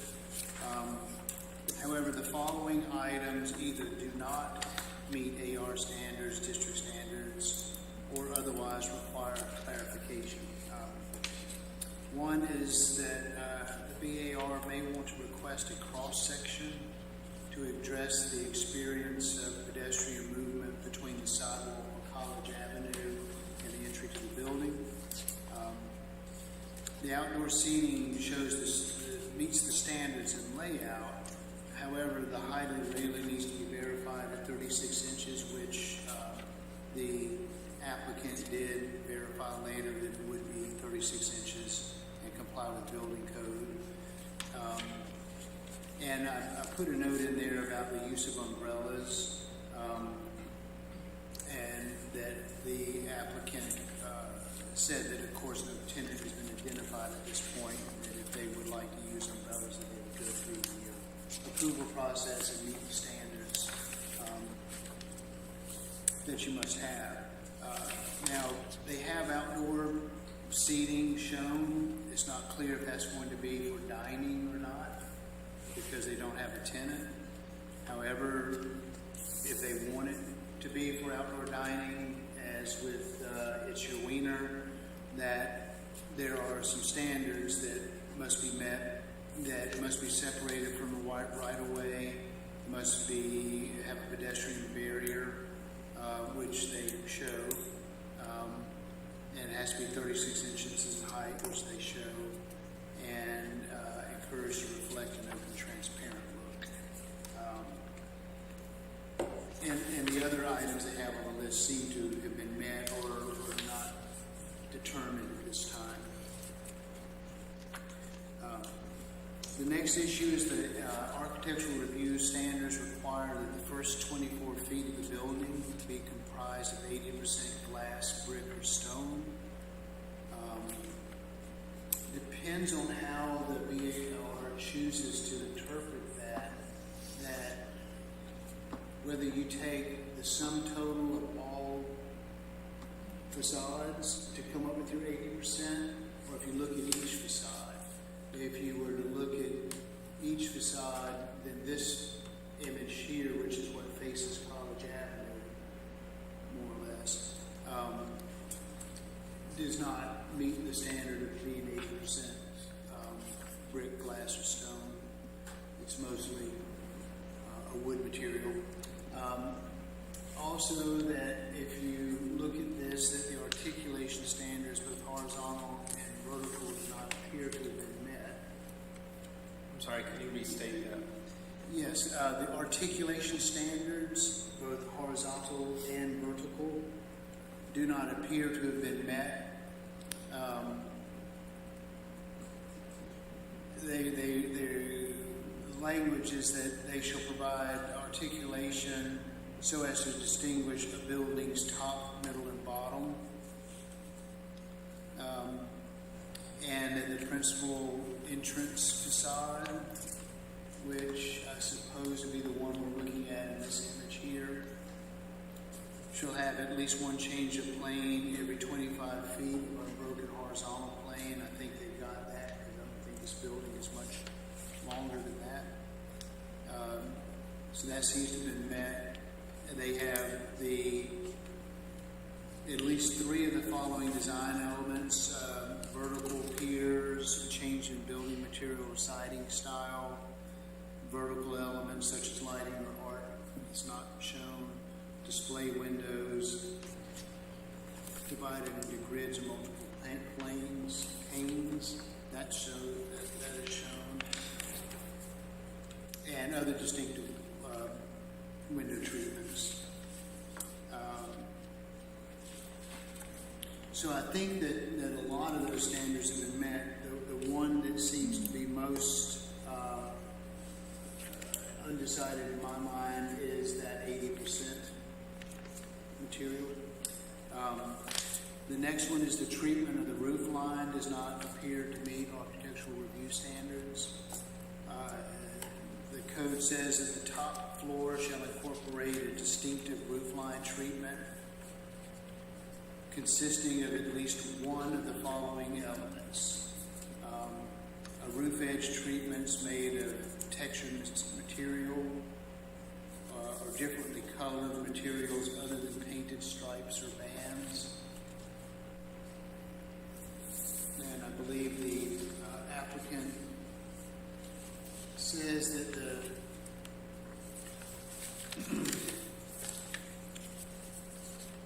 we are capping the roof with the solid black metal roof coping, which is a different color.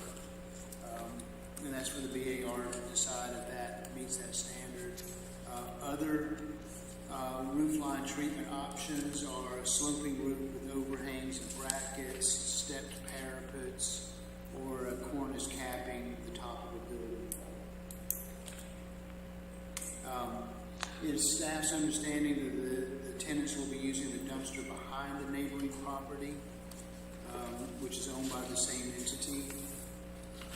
And this needs to be verified, and you may want to deem this as functional. That's something for you all to ask the applicant. The mechanical unit that's shown behind the building, but it's not showing any screening. Subsequent to that, in the revised site plan that was submitted, the plan now shows a wooden screen there, so I believe that matter has been addressed. Then I have that the following standard needs to be discussed, and that's that storefront entrances of all ground floor tenants must face the street. For corner buildings, the primary entrance may face the street corner, unless otherwise required to do so by subparagraph 2C12, which deals with corner buildings. A 50-foot maximum separation between building entrances shall be required. And the applicant responded to that the storefront does not face College Avenue as it currently sits. And that's the point, is that the entrance, the AR standards say you have to face college. Or at least that's an interpretation we all consider. Clearly this building is an improvement over what is there. And there's some really cool design features here. This is not a disrespect. I'm just trying to find a marriage between the code and this building. But the applicant said that the storefront entrance does not face the street corner of College Avenue. Based on the position of this building, it does not make sense to have the entrance face College Avenue. Traffic into the building will be mostly pedestrian coming up the stairs up to Daniel Drive or from Daniel Drive. And their contention is that due to the topography, there's not a strong visual connection to College Avenue. Then there's no signage shown, and that was my initial note, but second rendering, I believe, shows some potential signage or a place for a sign. And then there was no detail for how they plan to adjust the sidewalks or stairs from College Avenue or pedestrian access from Daniel Drive. As I mentioned, that the university had granted them both the construction and ongoing access to the site across their property as access from Daniel Drive. But the plan that was initially submitted by this applicant did not match the plan that the university had approved. They subsequently submitted a new site plan, and that site plan is slightly different than what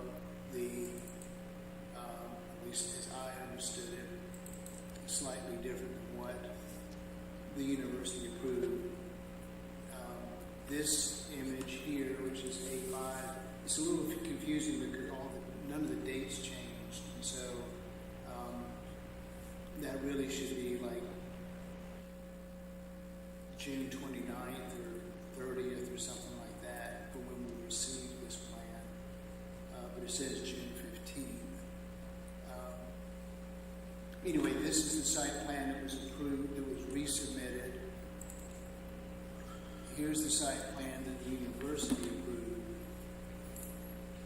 I'm sorry, we can't see what you're Yeah. showing. I'm sorry, I'm gonna have to open these up. It I sounds can't do nice. them. You should have all of them in your packets. And I'll get you a copy of it.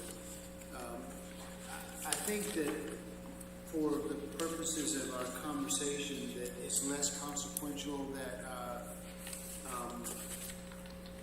you see the disparity between the three plans, but focus on the plan that you were submitted. I think that Becca just handed out that you have, that's the most critical one, because that is what they're trying to get approved. And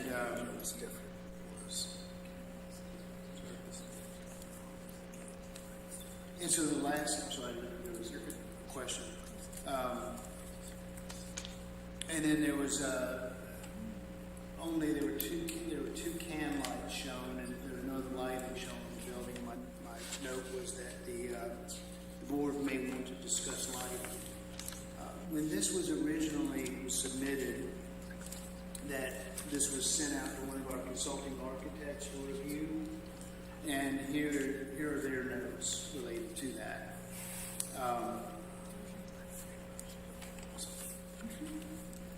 This site is a component of buildings which form a critical visual entry to the downtown of Clemson. If a new building is to be located here, it should represent the highest level of design quality, both the building and the landscape.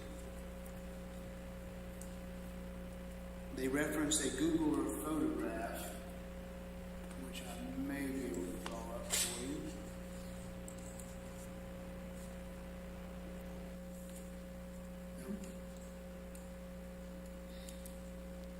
But it basically, it just shows gets you visually oriented to the entrance, and you can see that you have Alumni Hall and TDs are all brick, and they even pointed out that the retaining wall in front of TDs is substantially detailed. And then as you walk up the landscaped embankment, the new brick-based residential mid-rise building continues the brick material. He's referring to Campus View. So a red brick complementing the existing downtown buildings is recommended for this building, not the white as shown in the schematic proposal, which I must say does kind of pick up the color of Campus View behind it, so it depends on which angle you're looking at. The brick detailing of the proposed building could use bold watercourse, soldier course, and header joints. The facade detailing can have recessed windows showing brick returns of the dark framed glazing units. The exterior wood detailing of the building and landscape walls are not suggested for this project. The base walls and steps down to College Avenue should be the same color brick as the building. And looking up the steps to the new building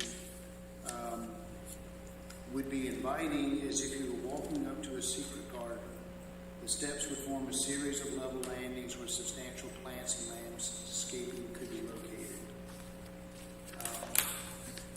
On the interior, they made note too that the restroom is required to have door access from the hallway separated from the dining area. That's a building code issue for the inside. Further recommendations from the consultants are that the signage must be low-key and best to have a design with surface mount letters.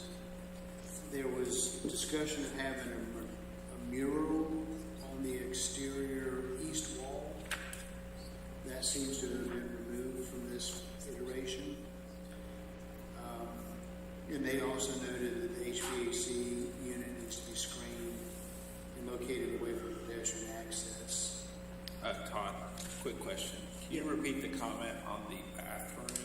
Oh, there's a, Sorry. on the site plan in here, I'll pass this around,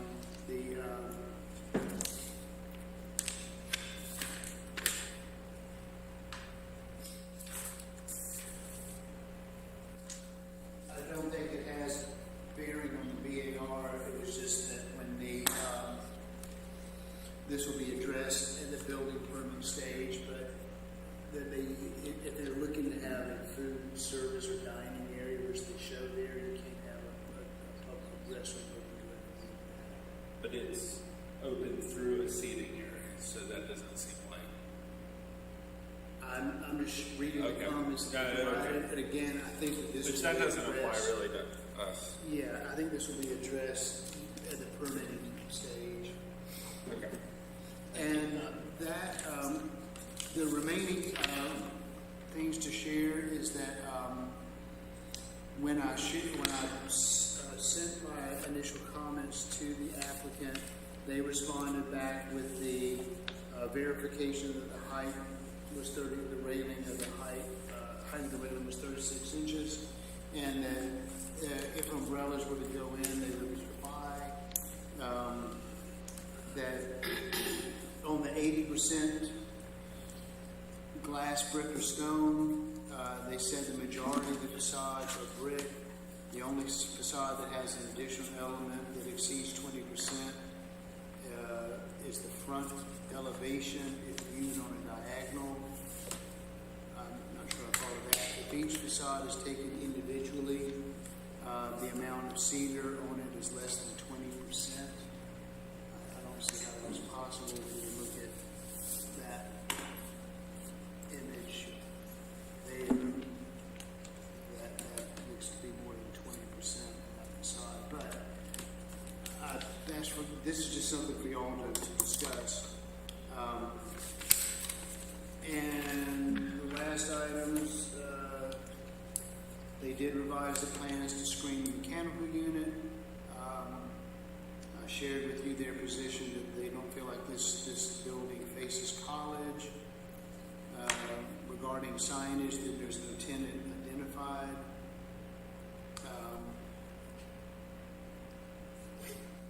And that they did address my concerns about access, and that was supported by the university who's given them an easement, and that they are prepared to discuss lighting. And those are my notes, and I will pass. You will see that one of our consultants sketched up some illustrations to go along with their notes.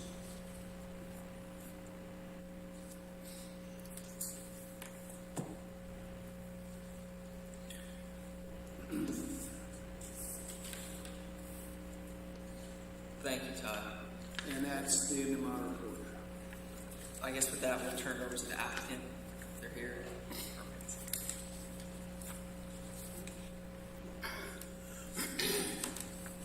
If you just want to state your name and address and just give us kind of a generic overview. Todd did a pretty good job walking us through, but just maybe some of the goals of the project. Yeah, so good evening. My name is Jared Moore, architect and creative founder in Greenville, South Carolina. And I'm Chesley White. I'm an architect with Shelter Architects in Greenville, South Carolina, and this is for the 354 College Avenue property. We appreciate your time to hear this project tonight. I think, as Todd mentioned, this is a pretty significant improvement of what's currently there. What we have designed is really, we've been working on this honestly since the beginning of 2020, working with the university and with the city to kind of come up with where we are now through numerous iterations. What we have presented is really a pretty big opportunity for three different property owners, one being the university, the applicant, and the apartment complex that's located behind this property. What's there is an eyesore. It's also a pretty big safety hazard, as I've watched students, and maybe some of you guys as well, traverse over that property, and it's a pretty big safety hazard for those owners. We also have some pretty big issues with property lines with what's currently there that really won't allow the building to be renovated. So really, demolition and new construction is the only way that that property can be improved. One of the things that Todd mentioned is how the building faces. It doesn't really face College Avenue, just with the way the property line works and how a new building could be built. It's almost virtually impossible to put any sort of frontage directly towards College. So we feel like it kind of faces the bend in the road of I forget the name of the road now, where you turn onto College Avenue from that 4-lane road. That's where where the primary entrance is for the ground floor tenant. With the easement from Clemson, it also really improves access from the site down to College Avenue. So we really feel like that's kind of creating a much better situation than what's currently, even though we don't directly face College Avenue. But we're happy to answer any questions or whatever you want us to talk about. Thank you.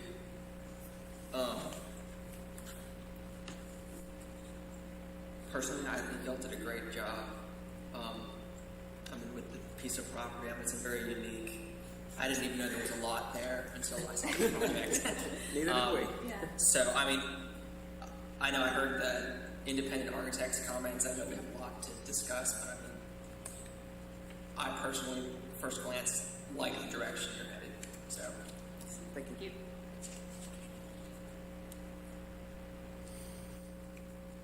And I'm not opposed to painted brick. Not every building has to look the same. And I think this is a unique property that doesn't, and it speaks to its frontage as well. I think the building engages visually more at the corner. Travel-wise, it engages College. But I don't think we need to take Campus View Apartment as a reference point for any design direction to take. Sorry, no offense intended for anybody. But yeah, I'm personally not opposed to it. There is a precedent set for painted brick in downtown. So We saw that this evening. I like the painted brick. I know the Good Shepherd we approved, I believe, is painted brick. On some of it, is it not? it's a white brick, but you have the study hall, you have 356, you have many of those that are painted. Yeah, I agree that having something unique is a benefit. I do like if it were to face directly towards College, it would actually be putting, I think someone even mentioned how it is a visual entrance to that street. It would actually be putting its shoulder to that visual entrance. So I think addressing the site and the visual aspect as a whole is good. I do like that it's not like every other building, but I do think we may need to tweak a few things so it's not. It doesn't have to blend, and the goal is not for it to blend in. There was a sketch done that got passed around by a third-party architect, and honestly, I couldn't even see where your building was and the other building was. It was so blended. So I think there's a fine line, and that's our goal, is to sort of tweak it a little bit. I think a lot of the requirements too that Todd had mentioned, we're going to have to figure out how to work with them. They generally apply to large buildings because we're not used to usually doing something that's 940 square feet. This is a more residential scale. It is. So the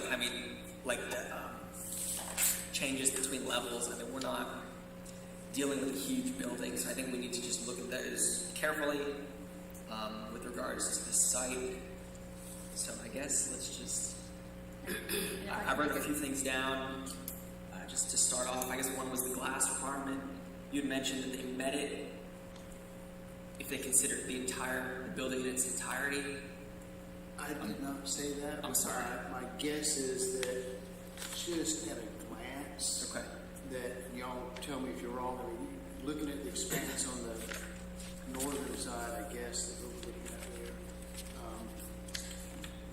you got a lot of brick, and then I'm sure on the, I'm sure on the back side it's mostly Okay. if not exclusively brick.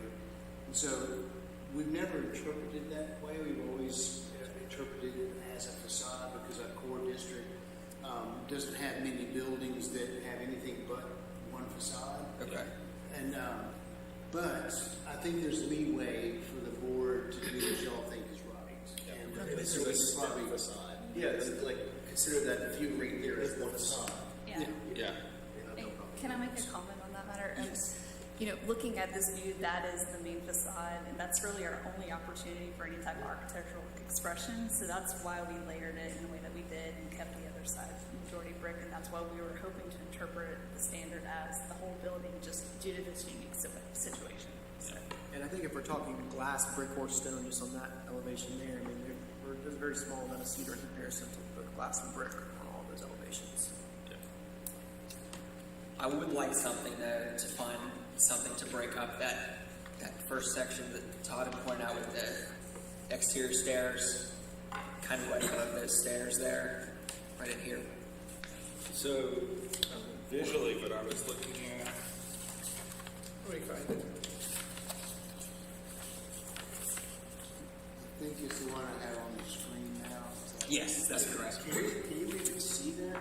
That's what I'm wondering, because I don't think you can even see this. Which stair are we talking about? The Upper one or the lower one? the one he has there on the screen. Right, there's two stairs. There's a stair going Oh, to I'm the sorry, second- the upper stairs. the upper stair, okay. This version is what you probably would see if you were standing at the corner of Alumni Hall, facing Bowman Field, and then look to your left. That This is kind of what you would see. And also, this view is taken pretty high up. Yeah. I think you're going to be about 20 feet lower. And there's also a pretty big retaining wall and some trees that are already existing. So this really was more to show the architecture, but I think the actual view itself, this is going to get pretty covered up by buildings and trees and whatnot, so it won't be this prominent of a view. I believe in the handouts of some of the images that the consultants commented on. There was a photograph kind of from the street like looking up there. Okay. If you could put your imagination to work.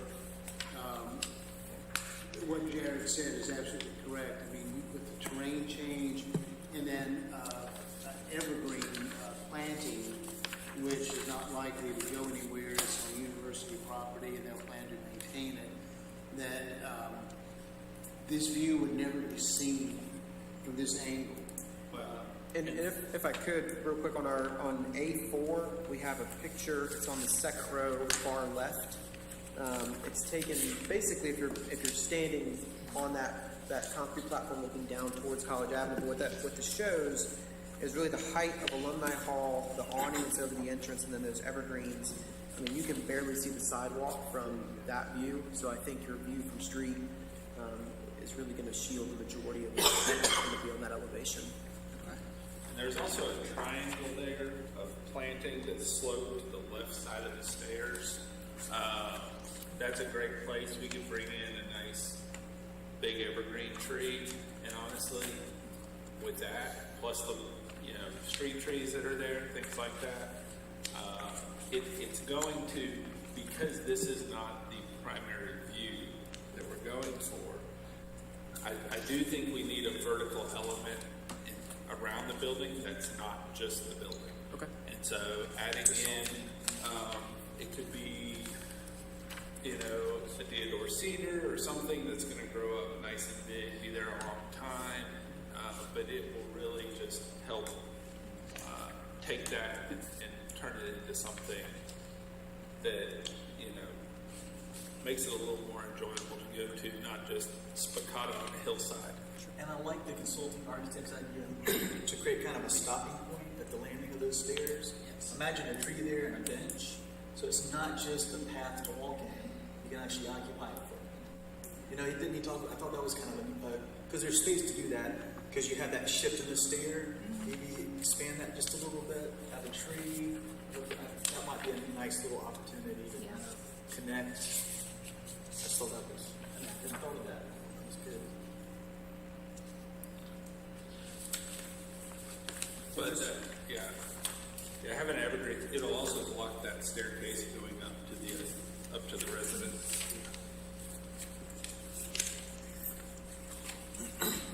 I guess I had that on the landscaping for the stairs.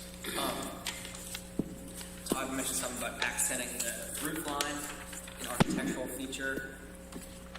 I don't Fine with the color change. I think that's fine. That's what I was gonna. I don't know really on this size what you could do except for a cornice, and I think that would be too ornate for something of this. You have to take away from the modern look of the door.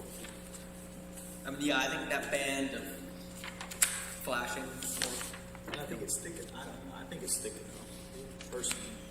it's in scale. I think with everything. Right. It could I mean, like looking at it visually here, weight-wise, it feels like the windows are heavier than the top of the building. That's true. And so that's where I think having it just A little bigger. a little thicker, so it, otherwise it just feels like your pencil faded off and there's nothing. Sure. It just sort of bleeds away. Having a more defined top then, basically, with the metal coping on the parapet. Is that what you're getting at? Just a higher burden. Just, Right, like it may be shown at 4 inches, it may visually need to be 6 to 8 inches. Yeah. Kind of thing. That would, but we're also talking, you're viewing it because or if you have it shown at 8, it may need to be 10 or 12. Because we're seeing it at a distance that we're not technically ever going to be seeing it at. And at an angle, because you're still, this angle you're seeing it is going to be a little higher.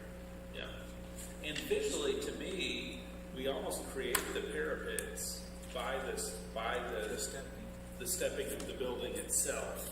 So visually, it's not like you're looking at a single horizontal line. You would have to be across the street from Bowman Field up by the canyons to actually see it as a single horizontal line, and at that point.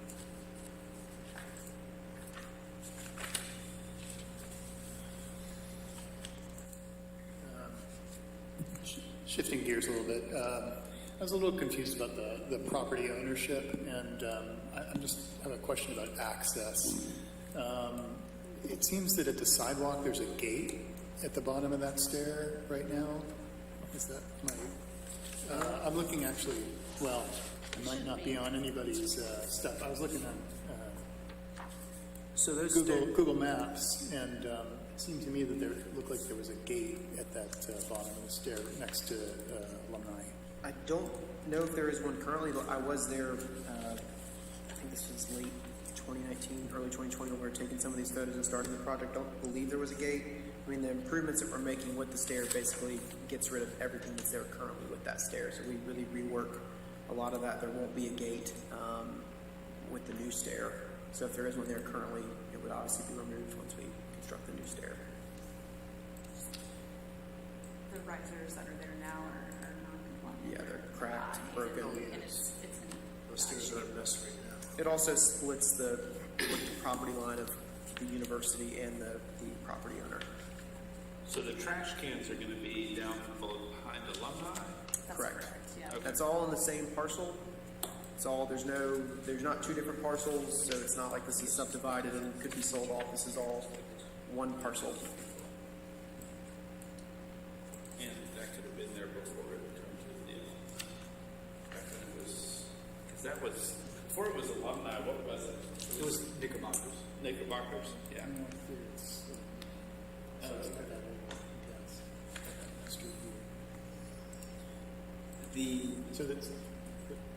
So the stair, the property line goes through that existing stair? That's correct, yeah. And it's That's why this project the is client on the left and university on the right? Yep. The tenant, I guess, will have to come back for the sign package. Correct. So I guess we'll approve the location of this. I guess we won't approve anything with the sign, but they would come back, I guess, Yeah. once it's complete. Yeah. Okay. Would the wood treatment be just allowed to weather, or is it going to be stained to keep a consistent color? Yeah, I think the idea would be to stay to maintain its color. So is the AC unit a single unit for both the upstairs and downstairs? It's not defined really at this point, Okay. but given the size of the space, we see it being a fairly small unit. Okay. So Probably two mini splits that are running, one Yeah. upstairs, one downstairs. You know, if we can combine it all into one, you know, condensing unit outside, we will. But either way, it'll be screened. Okay. And similar wood that would be used on the facade, so it all blends and feels cohesive. Okay, so there will be nothing on the roof? No, Okay. How low will the roof membrane be below the top of the, I guess it's a parapet, How low? if it's a little bit. it's actually not yeah, not a there's no parapet. parapet. It's just a slight slope. Yep. Right. It's a metal stainless steel roof. The coping. Just Oh, really? Yep. It's a really shallow slope. yeah. Okay. Yep. What color is that metal roof going to be? It's black. It's the same as the coping. On the 13th picture here where you show the patio, is that a grass feature in the middle of the deck? Looks like there's like a little strip between. Yep, so that's a planting strip. There's a lot of grade change that's happening between that sidewalk and the level that we have for the seating. I mean, I say a lot, we're talking inches, but to make sure that it meets ADA and is compliant, we use to kind of break up and separate some of those slopes. It also better defines kind of the pathway down the steps to College Avenue and where there would be any sort of seating or gathering that would be kind of for that ground level tenant. Yeah, so you're just going to have the tables and chairs on the inside of that, and the outside is. Yes. So, a few clarifications here. You had mentioned that there was separation between sidewalk and dining area. Is that, but it looks like the railing that's in the picture is actually on the Clemson property side of the sidewalk. It does, and There. into where it that would have the sidewalk going through the dining area, not being separated from. And so now, when we spoke to the owners, I can't remember who all we talked about it. You know, part of the challenge is they're not sure how this is going to be used. They just want to make sure that options are open. But you raise a good point that if they want outside dining there, that to do that they would have to move that fence Yep. between. Because right now it's on, like you said, it's on university property, on the edge of the sidewalk, which the university has agreed to. But to meet our city standards, the railing would have to go on the other side of the sidewalk to provide a separation between the pedestrian pathway and the eating area. Would it be acceptable to have two railings? Because the railing on the university Yes. property is for the topo change because it Yeah. jumps on the Well, Yeah, you it's could add it. actually, instead of two railings, what I would consider doing, use the same wood type feature you're using. Do a very narrow raised planter that would separate those two. That way, you eat up that grade change. Honestly, that little grass planting thing, it's a maintenance nightmare. It's a step off the edge nightmare. It's all kinds of things. So I would just use that strip and just plan on doing a raised planter, dividing those. And that planter, would that have to be the 36 inches? That with the plants, if the plants are evergreen, would need to be 36 inches for separation. To the plants. To the top of the. To the top of the plants. plant. Okay. Right, so you could have a 30-inch planter box, do 30 inches by 10 inches or whatever, just enough. Luckily, you already have an area that you can drain it into, run irrigation through into. It's very handy, put that there. Okay. Yeah, sounds great. So,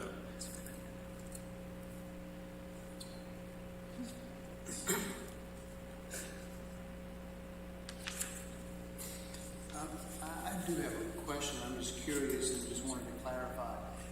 The stairs going up from College, are they going to be addressed at all? Are they staying like they are, torn out and redone, or what is the plan? Well, not right now. Yeah. Okay, good. All new. Perfect. was hoping to hear it. At one time, the plan was to leave it like they were, and I just felt that was a huge missed opportunity. So good for you. Do you know, on that 4x4 landing, halfway up those stairs, there's a retaining wall, it looks like, on the uphill side. Do you know how tall that retaining wall is?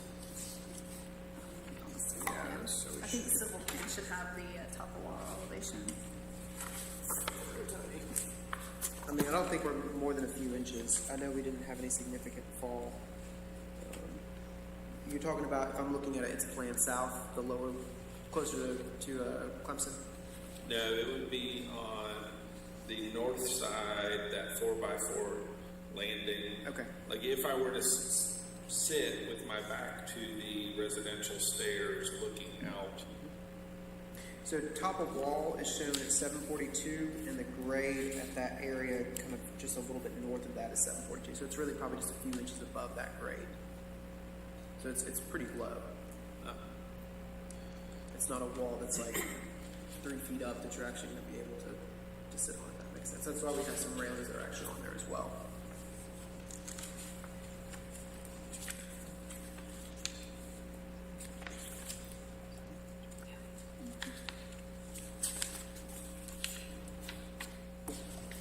So, the AC screen, it needs to actually, so it's a weird location because what's behind it is actually up higher than where that's sitting. So the height of that screen should be pending based on your view from the adjoining property, not necessarily in the.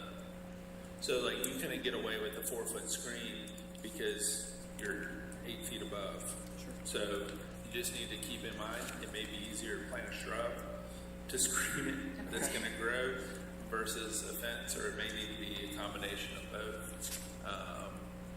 But just keep in mind that it's screened from the adjoining property. Because we had that issue because of the Yeah. land. I have two things to clarify. The architectural review standards are different if this is going to be a drinking establishment or a dining establishment. And they're two different sets of standards based on what you're going to do. If it's dining, you can use the planters, and it does not specify how tall the planters themselves have to be. It's just the planters and planting have to attain the 36 inches. So that gives you some flexibility there. Sure.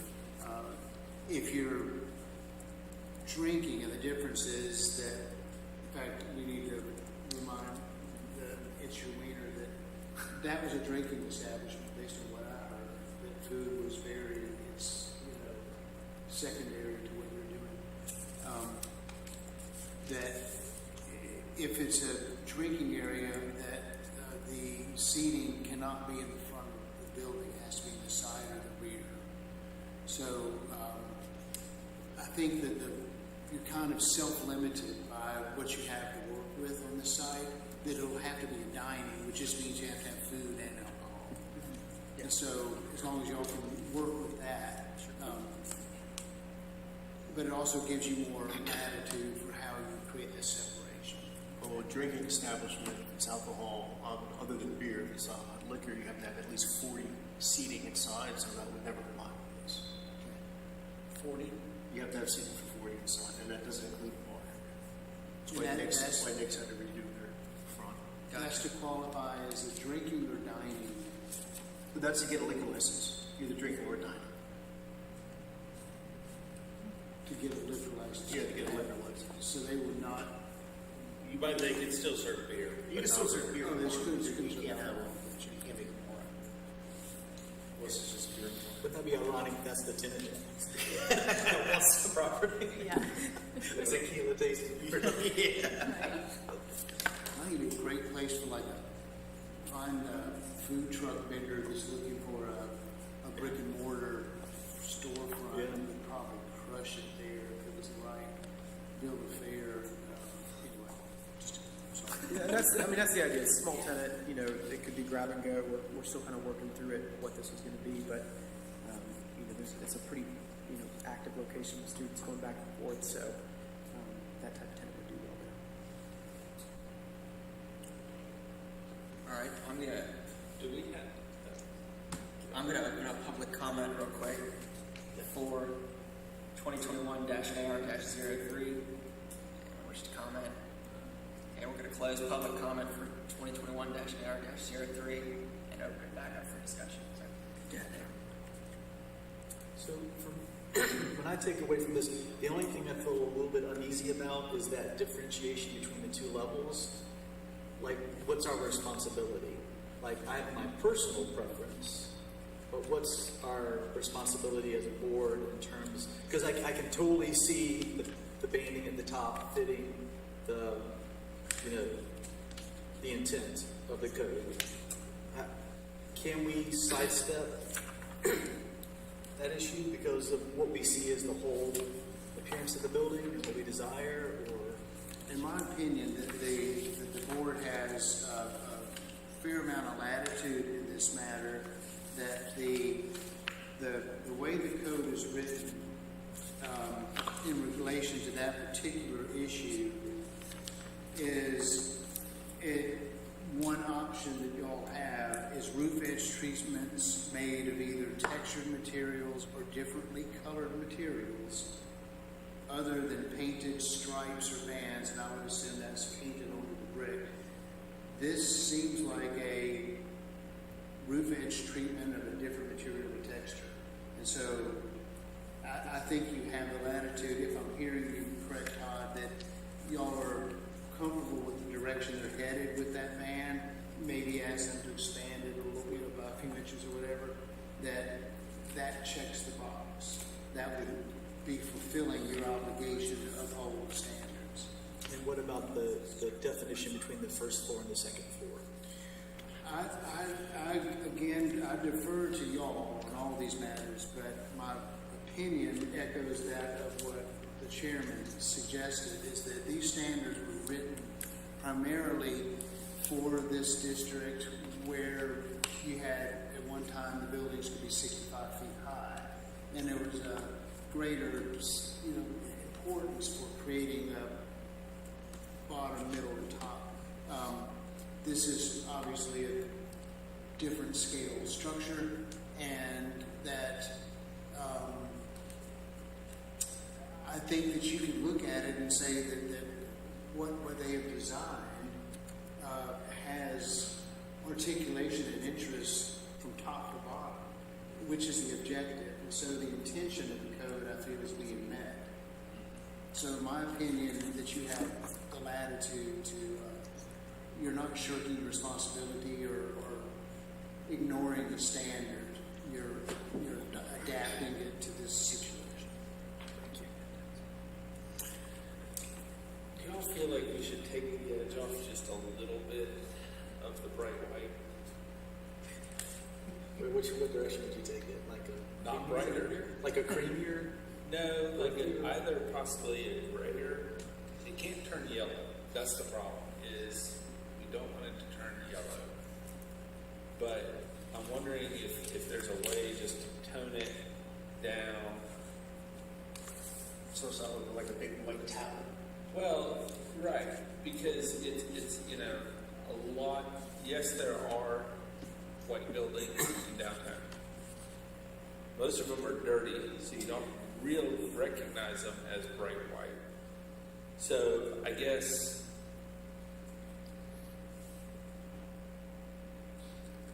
Can you bring us some swatches? Yeah. The next my meeting? concern, just so you know, my concern is, having this right there at the entrance of downtown Clemson, I don't think is a positive. I think if we were to take the edge off a little bit of the brightness, I think that would be, and then also ensuring that the wood tone doesn't go yellow, but even possibly a more aged cedar look. it can still, it doesn't have to be rustic. I'm not looking for, that far rustic, but ensuring that it's not just, because if that turns yellow, it's going to pull the yellow out of the white. I get it. Yep. And so, And another option we can do is use a through body brick that looks more authentic. It wouldn't be painted.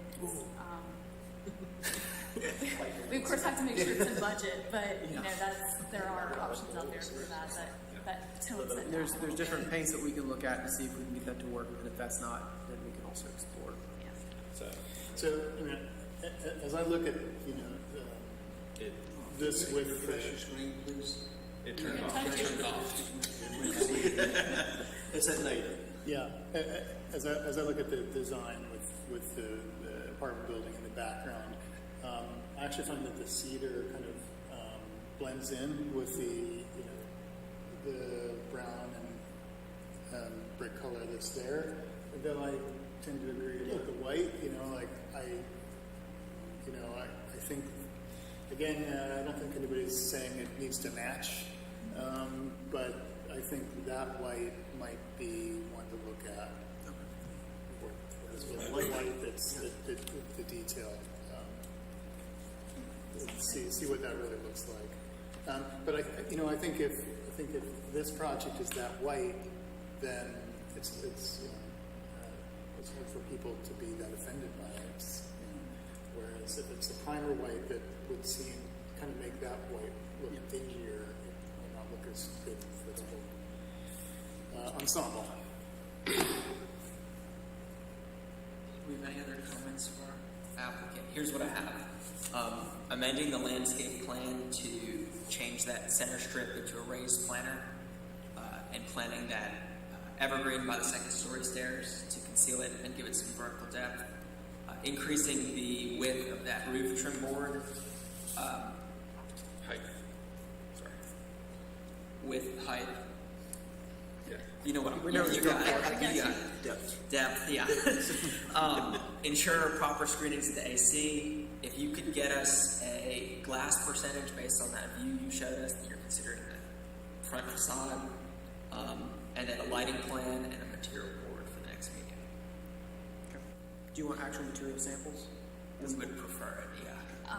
In regard to the lighting plan, you guys are just talking about the exterior wall sconces and things like that, right? Correct. Okay. Yes, and photometrics of light distribution Okay. needs You to can be do that. provided. The question then, what is it, since this is the establishment that's redoing these stairs, there's probably at least, it would be prudent to look at lighting of the stairs for access and safety-wise. Yeah, agreed. So, I guess either by post or by like understep light integrated into the step. there's a lot of ways to do it. It may be, a bollard type light, something that every college student isn't going to kick over. I mean, that's your biggest But issue. also easy to change the bulbs. Yeah. So, but since it's now technically their stairs, that may be worth considering in your lighting plan. And then one more thing for the landscaping plan was to make that landing more of a seating area, a garden area. Yeah. Which honestly, that may be able to be done with just making that wall a little bit taller as a 18-inch seating wall. Yeah. As simple as that, and just push it out. Give yourself 18 inches, 2 feet for legs, and then 18-inch height on the wall. Yeah. You're not really adding another feature. It can't be vandalized other than what they already do to stuff. So that may be an option. Any other comments for our applicant? On this design here, there are only 2 exterior lights on this front and 1 on the back.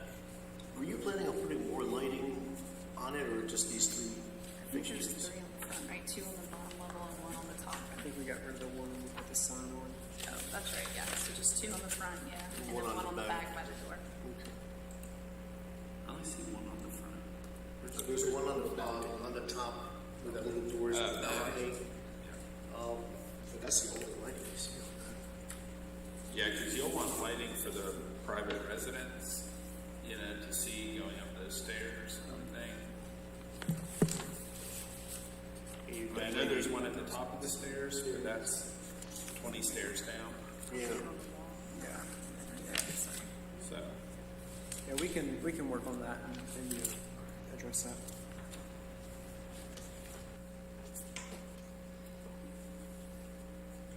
Well, this is certainly going to be an improvement in our downtown, and I appreciate y'all's patience in working through this. And, I see a lot of creativity in your work, and I appreciate y'all's your cooperation with us. Yes, thank you. It's very Yeah, thank you. sophisticated. I'm excited. Do y'all feel like you've got the direction you need? Is there any other direction y'all want to give them for? So can we clarify just the direction of where we go tonight, and also, I think we're coming back in August, is that correct? Yes, and Jared, I think that the course of action will be that I'm going to type up my notes and run them by Kyle and the rest of the board to make sure that that we're all on the same page as to some of the things we want you to address, and then you would come back for the August meeting, and provided those issues have been addressed, the assumption would be that the board would then be able to give you final approval and you're good to go. Sounds good.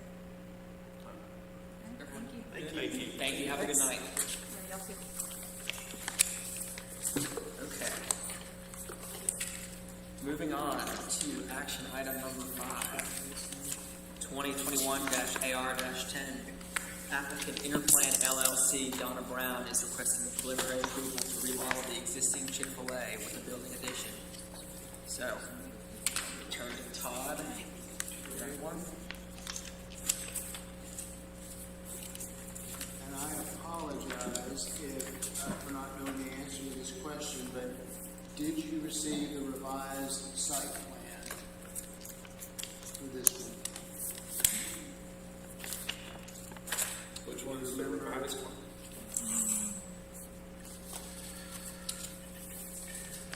Got when we were reviewing this, that the planting plan and the site plan were not the same. The dimensioned site plan showed a 2-way entrance, and the landscape plan showed a 1-way entrance. And we brought that to the applicant's attention, and they supplied us with a landscape plan that was a 1-way entrance and matched up with the site plan. That would be wonderful.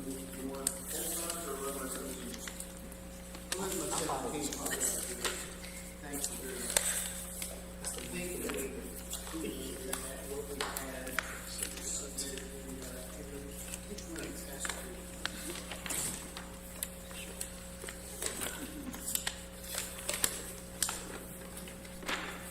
So while y'all are looking at that, here are some staff notes related to this.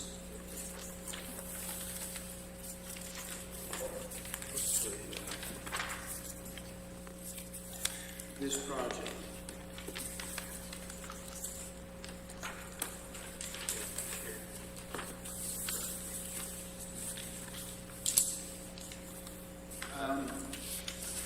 I think I know the answer, but we do need to verify with the board that the extent of the work shown here, combined with any future work planned in association with the remodel of this building, does not exceed $844,200. If it does, then they have to bring their whole building to compliance with the new standards. So that's one thing we want to ask right up front. The building meets the use, setback, step back height, and most other district standards. The following items either do not meet AR district standards, commercial district standards, or otherwise require clarification. Drive-through lanes must be 11 feet in width. The lanes as shown are 10 feet or less.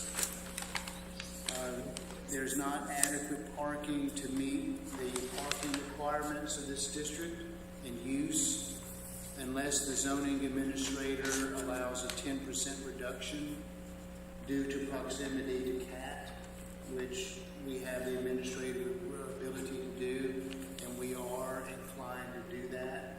And so with that, their parking count is as it should be. Architectural review standards require there to be a clear pedestrian pathway from the sidewalk along 123 to the interior of the building and from the parking areas to the interior of the building. These are shown as well as signage, but we do need an explanation for how they plan to prevent blocking of that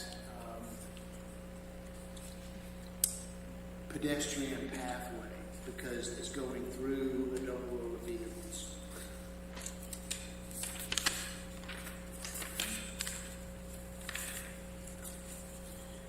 Let's see, architectural review standards require an inventory of all trees over 8 inches in diameter, and the best I can tell is that they are removing 7 trees over 8 inches in diameter and replacing them with 4.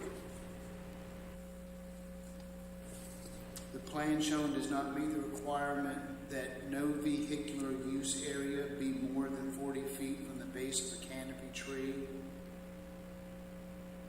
and nor does it meet other requirements related to vehicular use area.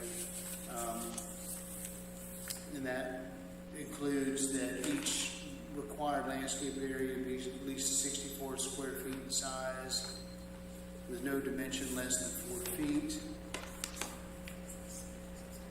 And that any vehicular use area should require a minimum buffer of 8 feet in depth, or a berm along the lineal boundary of all streets or alleys, and 5 feet along all other perimeters of the vehicular use area.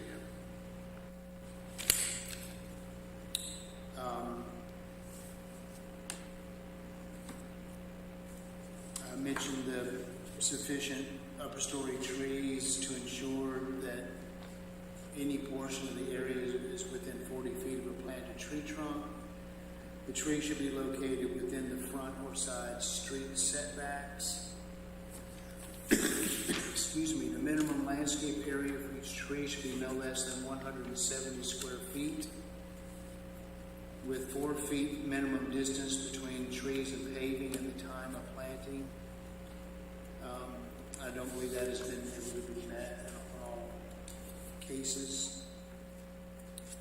And that shrubs within a landscape buffer abutting a street right of way shall be arranged to form a continuous road designed to be planted 3 feet on center and must occupy the buffer for which they were calculated. And they should be maintained at a height of 36 inches.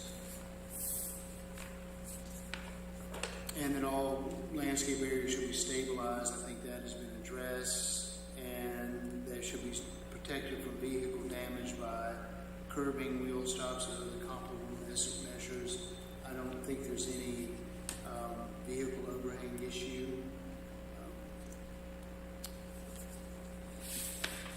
Next item is there may be an issue with the primary entrance facing 123 because there's no logical way for people to get to that door since it is a stacking lane for the pickup window.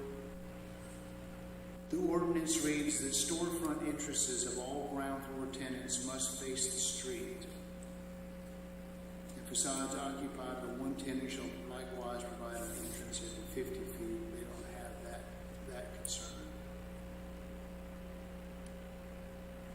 And that storefront entrances shall be highlighted by a minimum 3 feet and 5 foot maximum inset to the facade or by an approved architectural detail. And y'all can make that determination tonight. Two other notes, to me, it is unclear how that easternmost pickup lane will have food delivered to them. The one adjacent to the building, I assume food will be passed from the building through a window to the vehicle. But I don't know how food will get to the cars in the opposite lane, and I'm sure the applicant can explain that. And that the tree planting along Tiger Boulevard does not meet code, that they are required to have a ratio of 1 tree every 30 lineal feet in an 8-foot wide planting strip.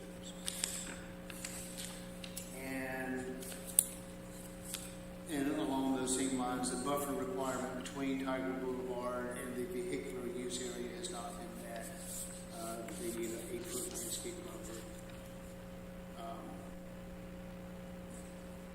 And we submitted this to an architect, and I am looking for his comments as we speak.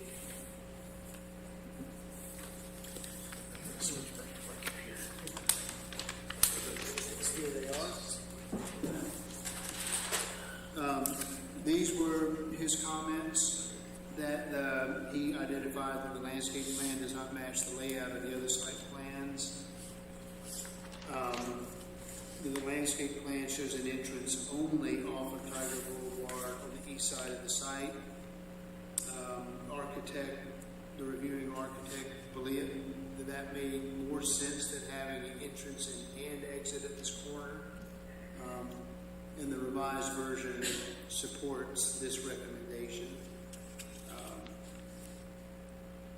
The consultant goes on to say to not have an exit at this location, however, would mean the only exit to Tiger Boulevard from the site would be across property that does not belong to the owners of the Chick-fil-A.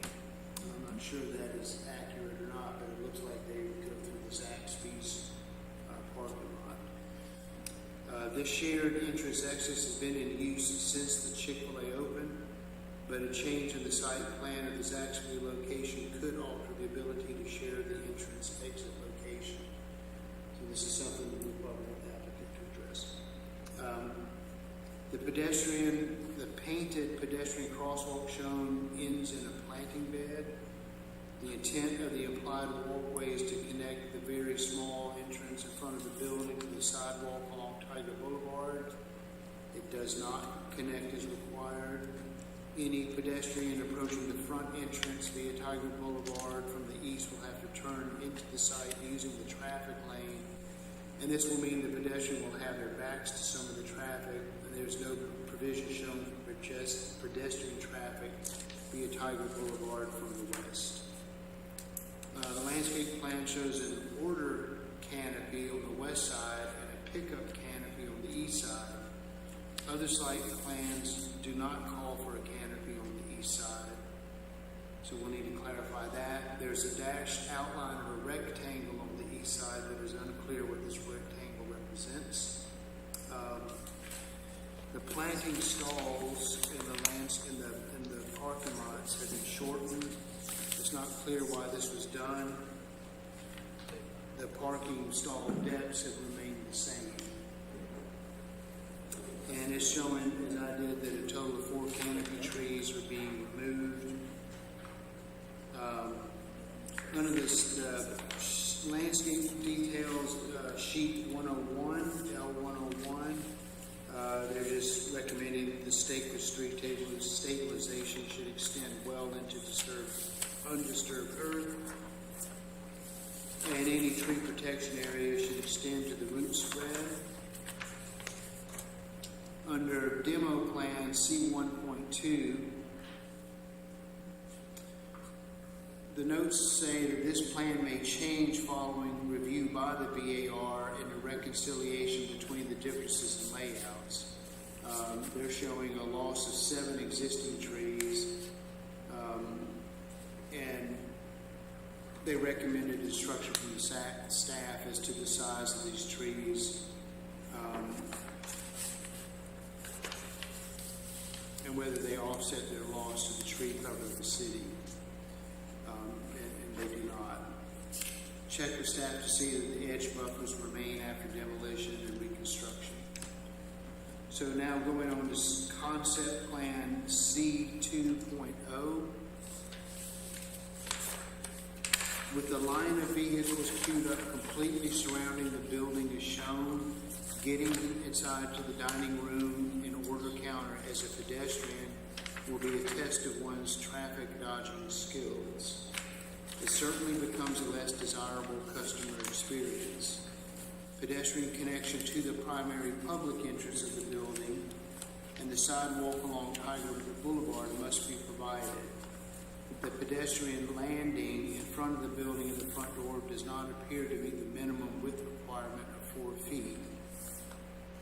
And it appears that crosswalks, where shown, are painted patterns rather than contrasting paving material as required by VAR. Without being privy to all the design, to all the decision making that went into the current layout, and without doing a proprietary study, it is difficult to appreciate the configuration shown.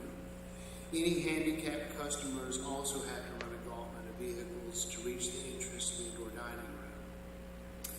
Is the third or bypass lane in front of the store even necessary?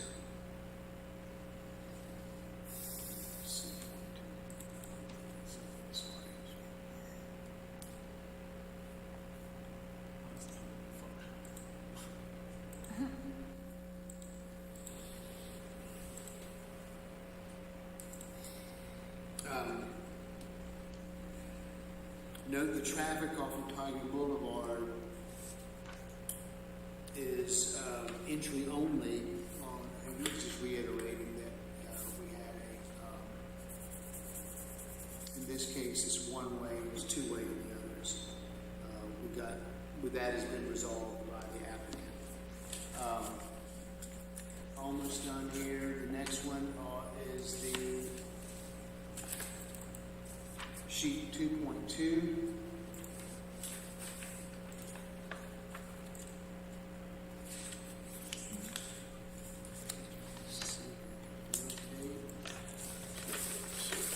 Is that A dash? Yes, A 2.2. Let's see, it says the front elevation is mislabeled. It should be labeled west elevation. However, the plans show the drive-through ordering canopy on the west side. The drive-through ordering canopy is not shown on the elevation.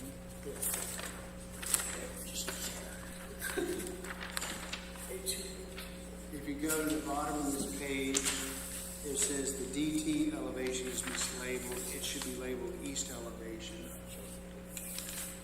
A canopy is shown in front of the east elevation, but no such canopy is shown on the plans.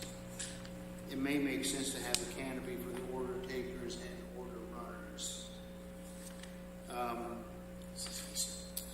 There is little design delight in the canopy. It is nothing more than an engineered solution. Could it be redesigned to be a delightful architectural statement where it adds some color and fun to the streetscape? As currently designed, the exposed steel work is to be painted a dark color that is almost black. This statement is based on what has been done lately at other Chick-fil-A locations, and the applicant submitted pictures he took of a bunch of Chick-fil-A's around. Consider the canopy in red to match the red used in the other location on the building. If red can be used for the canopy, the finished material will be chosen carefully. Red paint fades to pink over time.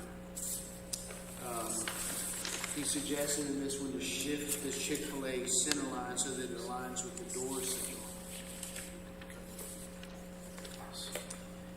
And the change, his last comment is the change in emphasis on how Chick-fil-A customers were handled from order placement to order delivery is more or less a response to caution brought about by the COVID pandemic. It makes one wonder if the buying experience will shift once again once the pandemic has subsided. At Chick-fil-A sites developed more recently on slightly larger properties, some of the pedestrian vehicle conflict points are not as pronounced as they are on this site. Customer parking is inside the queued line of cars, allowing you to get out of your vehicle and into the store without having to jeopardize one's safety by crossing 2 or 3 lanes of traffic. I understand the need to get the queued up traffic off of Tiger Boulevard, but it has to be done so at the expense of dining room customers. The points in question can be resolved, but the big question remains, should the order placement and possible order pickup shelter be just covers, or can they be significant architectural statements that speak to the new Chick-fil-A marketing approach and add to the character of Tiger Boulevard? And that completes the staff report on this matter. Thank you. Is our applicant here this evening? Come up and state your name and address, and I guess we will dive in here. First of all, thank you for your patience. Yes. As we got through the other agenda items. Good evening, my name is Stuart Anderson. I'm an engineer with Interplan. Hello, my name is Travis Reynolds. I'm an architect with Interplan. We have a representative from Chick-fil-A with us here also. I guess I'd like to explain the scope of the project a little bit so that everyone can kind of understand what the problems are that we're facing and what we're trying to address with this remodel situation here. Is there any way to pull up an aerial, or I guess we could look at the survey sheet in the plans? An aerial might be Give better. me a moment and let me know what would be an ideal image to share with you? The site plan? I think he's Either thinking the Google Earth. survey, I want the existing conditions of the site, either the aerial or the C 0.1. It's the second page in the civil set. But also trust us, we've all been stuck in Chick-fil-A traffic, so we're Okay, well so if you're aware pretty familiar with the of, site, you'll notice that on the one side of the building, over on the left side where the order is, that there's parking spaces against the building, and the menu board is at the front, at the corner, and it stacks behind those parking spaces, and then around the back. And then cars come in off of Tiger Boulevard, and they loop around the back of the building, and you pick up your orders on the same side where cars are coming in. So there's a lot of crisscrossing patterns going on. The parking spaces up against the building just aren't really being used. It's only a single lane of stacking all the way around the building. Whereas what we're trying to propose here today is to eliminate those spaces against the building. There would be 2 lanes with menu boards, and then the thing they call the face-to-face order canopy, where they actually have team members out in the parking lot walking between the cars. They'll have 2 rows of cars, and they can come in. They can have 4 people at a time, 6 people taking orders much faster than what they can do when they just have one line of cars. We want to continue that around the front, so we've actually chopped off a little bit of the building on the site plan. Now, if we're switching over to what we're actually doing on the 2.0 sheet, we've chopped off 3 feet of the building, and then we want to push the curb out to the front so we can continue those 2 lanes of stacking all the way around to the east side of the building. Then on the east side of the building, we have a similar situation with team members in the parking lot. They're going to be delivering the cars, or delivering the orders to the windows of the cars. You're never going to talk to a menu board. You're never going to reach into a window anymore. They're out there underneath these canopies, protecting them from the elements, delivering your food directly to your car. So they have a walkway between, that's the striped court area between the lanes on both sides of the building, so that we can fully service 2 lanes of cars on both sides. We can take orders from 2 lanes, and we can deliver the meals for 2 lanes. So we wanted to push the curb out the front, provide the maximum distance we could. We've got 2 11-foot lanes, I believe, and a 10-foot lane, or 2 10-foot lanes. On the updated plan, we changed that to give the 12-foot bypass. The other changes to the plan that you're looking at is we added the walkway, the crosswalk down the side of the building, because that was one of the comments. But the biggest thing was the entrance. We had originally shown on the landscape plan keeping the entrance the way it is, and we were going to do that with the site plan, but at the last minute changed it because we wanted to have an in and an out at the front there. However, since submitting to you all, DOT came back and said they won't let us touch that driveway. So we can't do anything to either of the driveways here. So that's why the updated plan matches the landscape plan. It's back to leaving it as an in-only driveway. You'll also notice on the east side, we've eliminated all the parking spaces along there to provide more free flow into the site. So when cars come in off of Tiger Boulevard, you've got a clear path all the way to get into the 2 lanes of stacking at the back of the building, and then stack 2 lanes all the way around the building, all the way through the drive-through, to the pickup side, to the meal delivery. And then they loop back around and they will exit through the Zaxby's property, which is how they currently exit the site. They have an easement to cross through that property. That's existing, that will be maintained. The in and the out is not changing with this new plan. We are trying to get the cars off of the Tiger Boulevard, get them onto the property, get them stacked on the Chick-fil-A property, so we don't back up on the street anymore. So we do have a traffic problem. I think you mentioned, you all realize there is an issue. We've got to do something. So unfortunately, there's a lot of code points that were raised that we can't meet and we need some relief from. We feel this is the best layout and configuration for the site to facilitate the drive-through and get cars off of the road. Another point I'd like to make is we are expanding the building. We've added some more square footage at the back. However, this is all for the kitchen. We're not adding any seats to this location. We're actually taking out the patio. We want to expand the kitchen to get cars in and out of here faster, to facilitate the drive-through, get the fulfill the orders quicker, and just get cars off the road. I mean, it's an issue that needs to be resolved, and we feel this is the best solution. Thank you. Two questions related to that. So did you just say that the existing curb cut is not being changed? Incorrect. DOT will not allow us to touch the curb cut, where it's going to remain as an in only. Okay. Is it sliding over to the right? Because based on the parking. So if that existing curb cut is not changed, I don't quite get it, because right now, if you look at you've taken away those parking spaces, and it looks like that driveway is straight. Well, you're right. We would like to. It would make more sense to shift it over. But the bottom line is they won't give us an in and an out. We're still talking to them about if they'll let us shift this slightly. But I understand. So this site plan shows a curb cut. That's what you want to do, but what is not yet approved.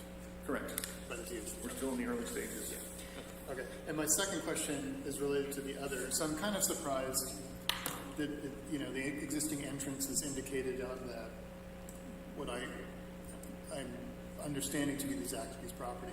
So what happens if, and maybe jump in if that's not correct, but the other lane to the west, where on the site plan it says existing entrance here. Yeah. I understand that lane to be Zaxby's property. To be what? Sorry. Zaxby's property. This drive. Yeah, that's not Chick-fil-A property. Okay. So what happens if Zaxby's is sold and the new owner says you may not use that driveway anymore because There is an it? easement that runs with the property. There's an easement there? Chick-fil-A has. Correct me if I'm wrong, but there's an easement that runs with the property for cross-access for Chick-fil-A to get through there. I mean, currently that's the only way out of the site today. Right. If we didn't do anything today, we have the same problem. Yeah. Well, I understand that's the case now. That and maybe easement is indicated on the site plan in a light color, but a light gray here. But that would seem to be. It's actually labeled on the survey on the C01. There's a 25-foot access drive, and it's got the OR booking page. Okay, I mean, I think that answers the question. If there's an easement.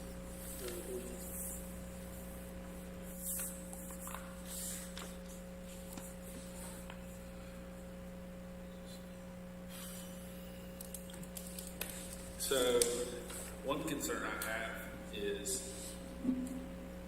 this is not California where everyone's driving gas-efficient vehicles. You have generous radiuses that lead back in very narrow lanes. 10-foot lanes with stacking vehicles going around a curve. It's not going to work. I mean, you get a F-250 dually going through Chick-fil-A, you've now created a traffic jam. At what point on the site are you specifically concerned about? So Across what the would front? be the front of the building?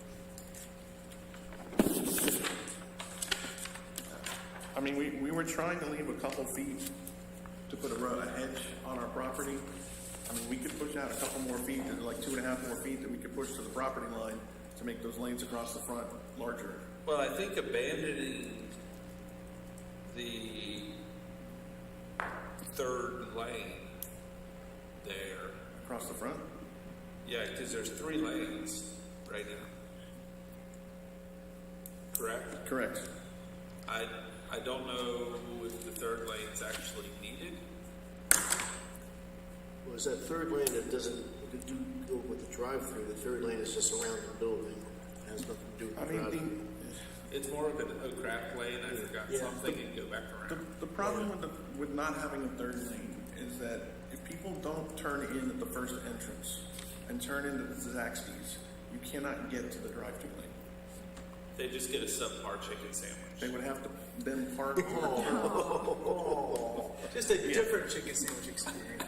I mean, we know that there's a lot of drive-through business at this location, so it needs to service the drive-through more than the seats inside. I mean, that's what we're trying to address with this remodel, expanding the kitchen to be able to get the cars in and out of here quicker. But I just feel if you don't have that bypass lane at the front, then there is no full circulation around the entire building. I think it's needed. Okay. Even Well, if it's I will limited. stand corrected on the revised plan. Those are 11 feet versus 10 feet. And the access lane is 10 feet. It's 10 feet, okay. So versus 12 feet. So Yeah, I think that was to address, you said your drive-through lanes are supposed to be 11, so it makes the bypass lane a little bit smaller, but we're open to adjusting those dimensions to what you need. Have you given any thought to something the city's been talking about for years? Was trying to put a back road access going from the China Buffet where that light is behind, go behind China Buffet, behind Cookout, up to behind your building there, ending at McDonald's and having a back access of the light. Because eventually, Department of Transportation has already said they want to put a median down 123, and depending when they get to it, it could be next year, it could be 10 years. So, state job, but when they put that down, you're not going to be able to make a left in or out of Chick-fil-A or any of those businesses there. I'm not aware of any discussions. I know because of the traffic generated by Chick-fil-A, most of the neighbors do not want anything going through their sites. I mean, we can reach out to them possibly, but we do these remodels all over the southeast, and very rarely do our neighbors want the traffic running through their property. Well, it's been thrown around in advisory committee meetings in the city for years now, trying to mitigate the problem on 123. So you have a light to turn in and turn out of, and there's enough room. I think the train already approved, or said they would approve that back there. Just getting all the people to agree to it, and there is room back there for a two-lane road, access road. I think it's just kind of short-sighted, spending all this money, and then a couple of years down the road, you're not going to be able to make a left in or out of that place. You're going to have to right in, right out. It's going to cut down a lot of your traffic flow. Clarification, Todd, though you said this would require an approval of a 10% parking reduction? Correct. It looks like, because they removed parking on the right side, or on the east side of the property, they also removed parking on the west side, so it looks like they actually removed 3/4 of the parking, or 2/3 actually, of the parking. Well, they have all that area up to the northwest. All that is theirs also, and all along the back. I think they removed, the only parking they actually removed was For the dumpster. Yeah, there were a couple other dumpsters, and there were the ones that were adjacent to the building. And I think they had more parking than they needed before. Based on their calculations, they needed a reduction of 3 spaces. 3 spaces. And that we can give them 4. Okay. And so, And something else to point out with that, I mean, we do have an addition that's being added, that's increasing our square footage and requiring more parking spaces, but it's only adding kitchen space. It's not adding any Storage spaces, 2 walk-in floors. So, I mean, if you look at it that way, I mean, if we can get a 10% reduction, we're not increasing our dining room anyway. The additional square footage being added. No, and I don't have an issue with a 10% reduction. In my mind, I was seeing you just lost 2/3 of them, and I was trying to figure out how that was only 10%. So it was just my brain. So we're good.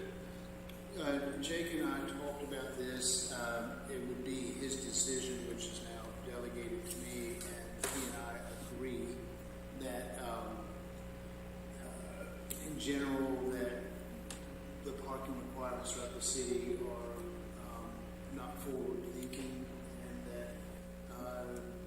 that especially in this case, anything we can do to help with the drive-through traffic would be a positive, and so we're inclined to support that. So I think that issue has been resolved. I do have just 2 questions for myself. I still am unclear if I'm in that easternmost lane, I've come through the drive-through, and I'm ready to get my food. How does food come to me? They bring it to your window. They'll walk They out. literally walk out. Yes, they Have you ever been to the bank with those two? No, but the new Easy location does that. The new Easy location, it's Yeah. 2 lanes and they walk around. The other question I had was, you said that you're going to need relief, and the things that I've identified that don't meet code is the 11-foot drive lanes, and they've got 10. They're supposed to have an 8-foot buffer on their property between the street and the parking area. They've got maybe a foot. They're required to have a straight tree every 30 feet along their frontage, and they have, it looks like one is being retained. And they're adding 2. Based on their planning plan. Well, good, and so there's some flexibility in that for you guys, because it doesn't say how, they can be clustered somewhere, so maybe they can work with that one. And then the canopy in the parking area, we're trying to maintain that 40-foot distance, which we have been, Jake and I were advocating for some revision and flexibility in that language, but I'm just citing what the ordinance says today. But when I look at that, Sorry, 40 feet on which one? that the ordinance says that there should be no portion of a vehicular use area, which is both drive lanes and parking, that should be more than 40 feet from the base of the canopy tree. Yeah. So that's not met. But when while I certainly understand the rationale for the person who pulls into the neighboring property's driveway, realizing that they want to go to Chick-fil-A and now cut into traffic to do that loop around, the elimination of that lane would help resolve some of these code conflicts, is a thought. But if I pull off of Tiger Boulevard and I go straight up, and I do want to dine in, and I'm heading up towards the dumpster area, and then the car in the driving lane, you know, I just see nothing but confusion as to how a vehicle is going to know where to go at that corner if they want to park versus those who are, I mean, I'm not sure how clearly, there's going to be like a flagger up there to help guide people. There is pavement markings. I mean, technically, that is the beginning of the drive-through. Right. I know that Chick-fil-A tends to stack further than that, but that's technically, and there will be signs pointing to the drive-through lanes. Okay. There will be painted the drive-through on 2 arrows. So the other lanes will have just regular arrows going around the back there, and we do actually stripe off that big X box is something to try to deter people from stopping in there. That's supposed to be keep clear area, because as the cars are leaving the after getting their food, they've got to go around the back there also. So that's the reason for the stop bar on the side as well. So the people will hopefully stack at that stop bar and leave that area open until it opens up in the drive-through lane. Gotcha. And during peak times, they have team members out there directing traffic. But there's no canopy over that area, though. Excuse me? There's no canopy. There's no canopy over there. There's only a canopy at the order point and at the meal So delivery. they're directing traffic, and they're not out there just pouring down rain, I guess. Well, I mean, that's part of the want for having the canopies is that they can be out No, there but during. in that area. with No, that there won't be box. anyone back in that area. And have y'all considered any kind of raised, medians or anything to help create a track for people to where they know where to go? We can do that on the outside. We do sometimes do a rollover curb on the outside, the second drive-through lane that could separate the bypass lane and the drive-through lane. We often do a 2-foot rollover curb there. And those are just a couple comments and questions that I had. Thank you all for entertaining me.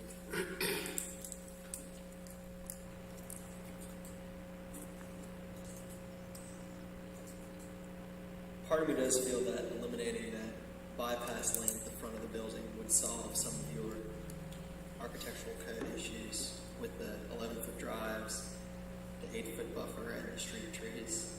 If just a note, if you did, a person that overshot it could still go into Chick-fil-A and dine in. It just couldn't access the drive-through. Just can't exit. That's true, and I mean, Because there's that back entry to parking. they should. I mean, if they miss their lane, Actually, they still can. can they? Yeah, they just Oh, go yeah. straight Well, no, they'd in. have to merge in. No, they just go in and they come in. There's do you see that little sail But then they could shape? drive-through if it was back. Yeah, but that's past the entrance to the drive-through. I mean, if there's no stacking, yeah, technically they could get over to the menu boards, but I mean, we wanted to stack cars behind the building. You can access those parking spaces, but that's about it. You can get in and just come in and go out. Yeah. We're dealing with an existing situation. It's a one-way circular store already, and it's set up that way, and it's tough to eliminate that full circulation around the building and still make everything work. If this was a brand new site, we would lay this out completely differently, but we're just trying to fix what's there. They're now trying to make it better. No, I understand. I'm just curious how we're going to get the 11-foot drive lanes for that last lane and the 8-foot street buffer. Now, could it just be, and this is more of a,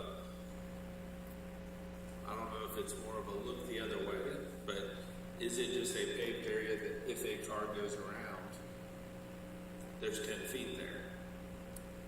I'm sorry, say that again. For that bypass lane, if it just happens to be that a car can fit through there, I mean, is it, because that is it's not a primary entrance way.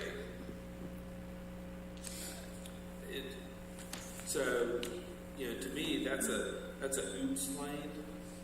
If we hit 11 feet, or if we were to do 10 and a half, 10 and a half, or 10 and 3/4, 10 and 3/4, 10 and a half, it's really not going to matter. They're going to take up however much space they take up. If two vehicles come through there and take up 24 feet, it doesn't matter if we have 11 feet there or not. So it really is whatever, I mean, the width of that lane is at the mercy of the competency of the other two drivers. Here's just my thought process there, is that if they can't meet these requirements, they would have to apply for a variance, correct? If they apply for a variance and they state that people are going to miss their turn and they want to pick up those customers, just lost profit revenue, we've determined that that's not a unnecessary hardship. That's true.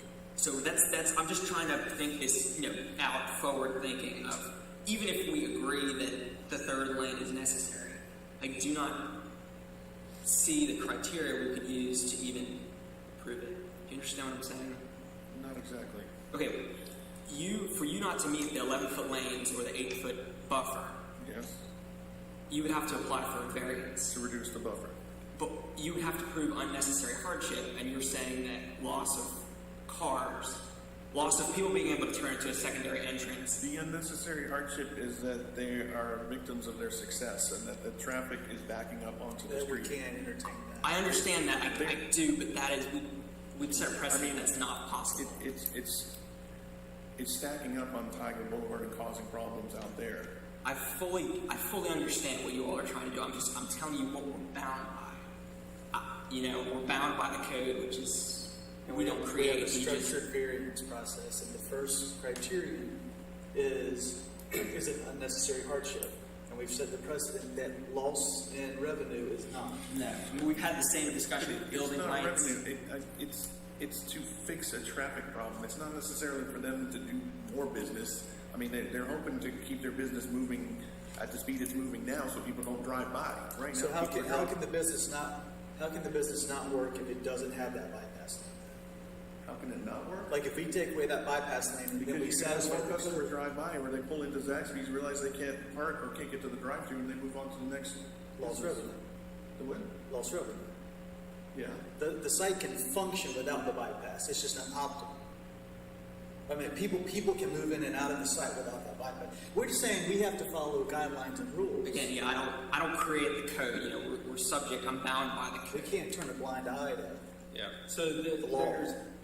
No, but so we're talking about trees in front of the building. We are. Versus cars backing up on the road and causing accidents. But you can solve the cars by getting rid of the bypass and still get the trees and still get the lanes. So You've got give room. You're asking us for give room, but we can't give that room. Well, so just for clarification, there's a set of aesthetic rules that, you just heard us go through another approval where we have leniency.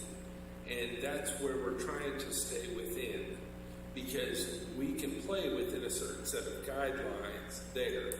Once we hit the criteria of a variance, it's like, it's a dead set list of 3 things that we have to go through. That is where we do not have any leniency with proving those. Yes, we can talk about what's a hardship, not a hardship. It was set in stone early on by the board that a loss of income was not considered a hardship because, we just set that as a precedent to begin with. So just so you know what we're trying to do, we're not trying to be difficult. We're trying to keep it. Do any of the other businesses along here, do they all have their 8-foot buffer? If they come for approval, they're going to have to. 'Cause I We've thought- denied businesses variances on this stretch for that reason. I mean, I hadn't driven it during the daylight. I'm looking down on Google Earth. I thought there were a couple other businesses across the front here that don't have 8-foot buffers there. That And could I be- mean, And they may be, but they're grandfathered in. If they amended or changed their parking lot to this scale, they would be required to bring that up to the current standard. So, but I just wanted to explain sort of, that's why we're trying to stay within that area where we have leniency to work with you. So, just so you know, that's. I mean, I'm not opposed to the bypass. I just know if it becomes a variance issue, we have to vote the way we have to vote. It's just a forewarning. I mean, you could apply for the variance, but it's probably going to be shot down. So, I'm sorry. I like the idea of the bypass. I do too. want it there, but I Right. can't. so one question is, is a drive-through lane. So is the 11-foot width requirement for all vehicular lanes, even for drive-through lanes, or just driving lanes? Is there a differentiation between the two that can be drawn? The ordinance, and I reserve the right to correct myself, but I'm pretty sure that the way the ordinance reads is that drive-through lanes, one of the standards associated with drive-through lanes, I believe it's a district standard, is 11 feet. Drive-through lanes must be 11 feet. And that's the way the code is written. Your logic as well is understood, Nathan, and I agree with a lot of it. But as Kyle said, we don't necessarily, not necessarily, we don't make the rules. We're here to enforce them. That is the rule. It has to be 11 feet. So if you're less than 11 feet, 10 feet, 11 inches, you would still need to have a variance. And that's going to be problematic based on the information that Kyle provided. Likewise, the other items that are you don't need code on are the 8-foot buffer, the street trees, and the distance from a canopy area. I do have a question about the, just to clear this up so we can have it on record, and maybe this is better directed to you, is the total value of the proposed work under $844,000? On the exterior or Everything. Okay, so then that brings into play that now the entire project has to meet all these architectural review standards, because the rules are that if the total of the work exceeds 50% of the appraised value, which is 1.688, that the entire project, all aspects of it, have to come up to code. I did not review it under those circumstances. As current as the building is, I don't anticipate that being a significant issue. I don't see anything that on this site plan or on the architecture that I think will require, will be a problematic thing for you guys. But it does mean the entire site has to be brought up to full PAR standards. And the items that we listed there, there's no rule. So you're saying, just so I'm clear, we exceed that, and then possibly we can't. Oh, no, you can move forward. Is that the way the ordinance is written is that if you are in any way non-compliant, as you are in the site plan, that if your sum total of your renovations exceed 50% of the appraised value, I looked at the appraised value the other day, that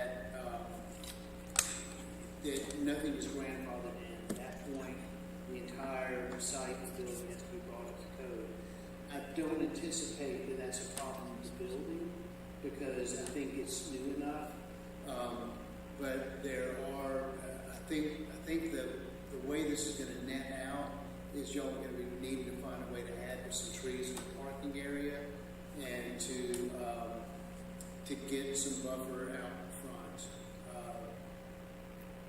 That's my summation of it. I don't see anything that stops this project. I see things that alter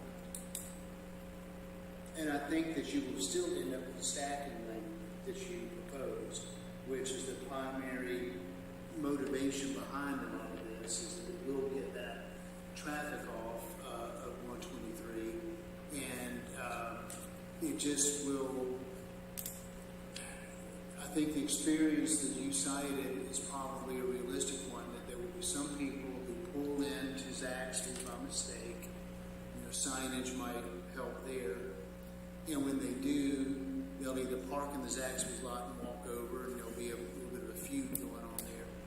Or they'll loop through and either go back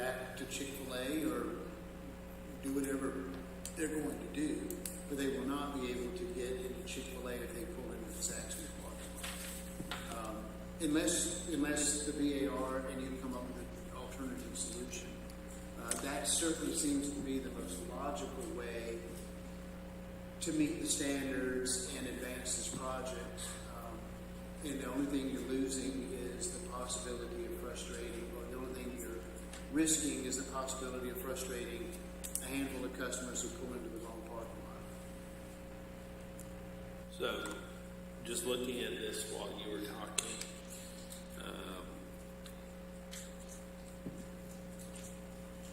and sorry, I'm just focusing on that front area. It looks like you're already doing changes to that front left face of the building. Is that right? You said you were taking 3 feet off? It's from the front of the building. Yeah, there's a 3-foot extension on the building that we're taking off to get a couple more feet. Okay. If for some reason, because, you know, if you base it on the fact you're having less internal customers, maybe you don't need the play area, and maybe that edge of the building is shaped similar to the right front edge of the building, then you gain the room to get your extra foot of space in to, you know, give you the width that you need. So you may want to look somehow, however that front's changing, maybe that bumps back in just a little bit. I don't know, but that may be. Sorry, I want to just make sure I'm understanding the right dimensions. You still wouldn't have a buffer. Yeah. I was just looking at the left. This little, there was 3 feet. This is old. You don't have the, actually, I don't have the latest. It was not allowed. Yeah. What he's saying is regardless. I gave you all my updated plans. Is there any way I could get one of those back? Was there extras? Yeah, I think there was. I debated on whether or not. Here's the latest. You can see we took off the front there and it's that square across there. There was a little bump out before. And we've got 10, 11, 11, and it leaves us with about a foot or 2. This is a little mold.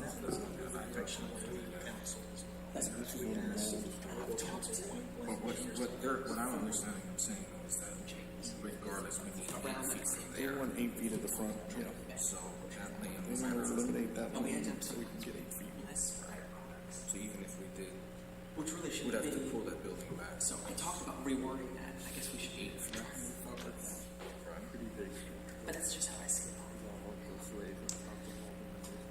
You got this better before I got it. As Long debate. It was a public debate. Yeah. Does it happen in front of you? Yeah. While we're figuring this out, I'm going to open public comment real quick. Public comment for 2021-AR-10. Okay, we're going to close public comment. Open it back up for discussion. It's all procedure. That's why we're even having this. I understand. I think we all agree that I would love to get the traffic off the road. I think the bypass is a great idea, but I know that in the past we just, and that's why I think everyone's looking for leniency, but unfortunately I can't be lenient. I can't look at 8 feet, 1 foot, and have any kind of subjectivity. Who votes on the variances? Is it the same group? We you do. We vote on the variance. We don't have the design. We don't initiate the design code guidelines per se. We just enforce them. Yeah, that would be up to, we would propose them and then city council would vote on them after 2 readings. But, So, are you all familiar with the easily setup? No. Well, easily, the Chick-fil-A at Easley, it has the 2 lanes. There's a new store. Yeah, That's the new store. location.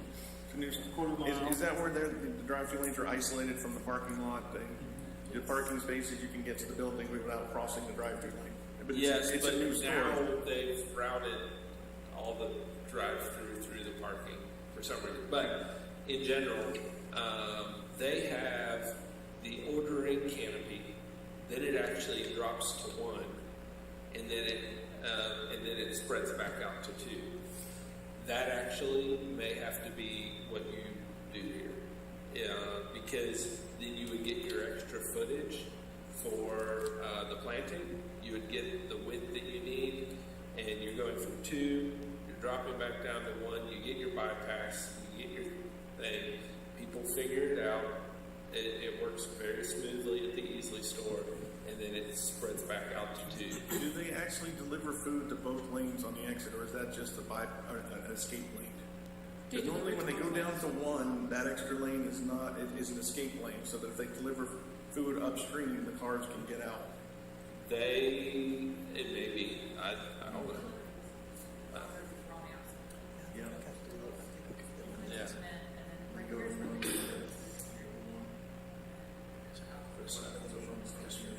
But that store was built within the last 3 years, maybe. I think the new Chick-fil-A in Eastland, and that works. We go to Chick-fil-A. Actually, I think I have been there once when we first opened. So that may have to be the direction. You still get the extra stacking. Not, you would probably drop down maybe 3 cars. You lose 3 cars of extra stacking in that area, but it works. And then the only other area listed as under 11 feet is where the drive-through starts on the new plan. That's listed as 10.05 and 10 with an 18.37 foot. Yeah, I mean, we can shrink that down, but we've already talked about adding a rollover curve, which is going to lose 2 feet, and then you've also got the parking spaces have to be able to back out. It's at the front. It's one thing to have a straight lane that's 10 feet, but to have 10 feet or a reduced area for cars to back up. Well, I was just pointing out other areas. You have that, And it narrows as they exit the drive-through as well. yeah. So, I mean, just knowing what our constraints are, that's a big one, and we have to really stick with that. Can you say it again?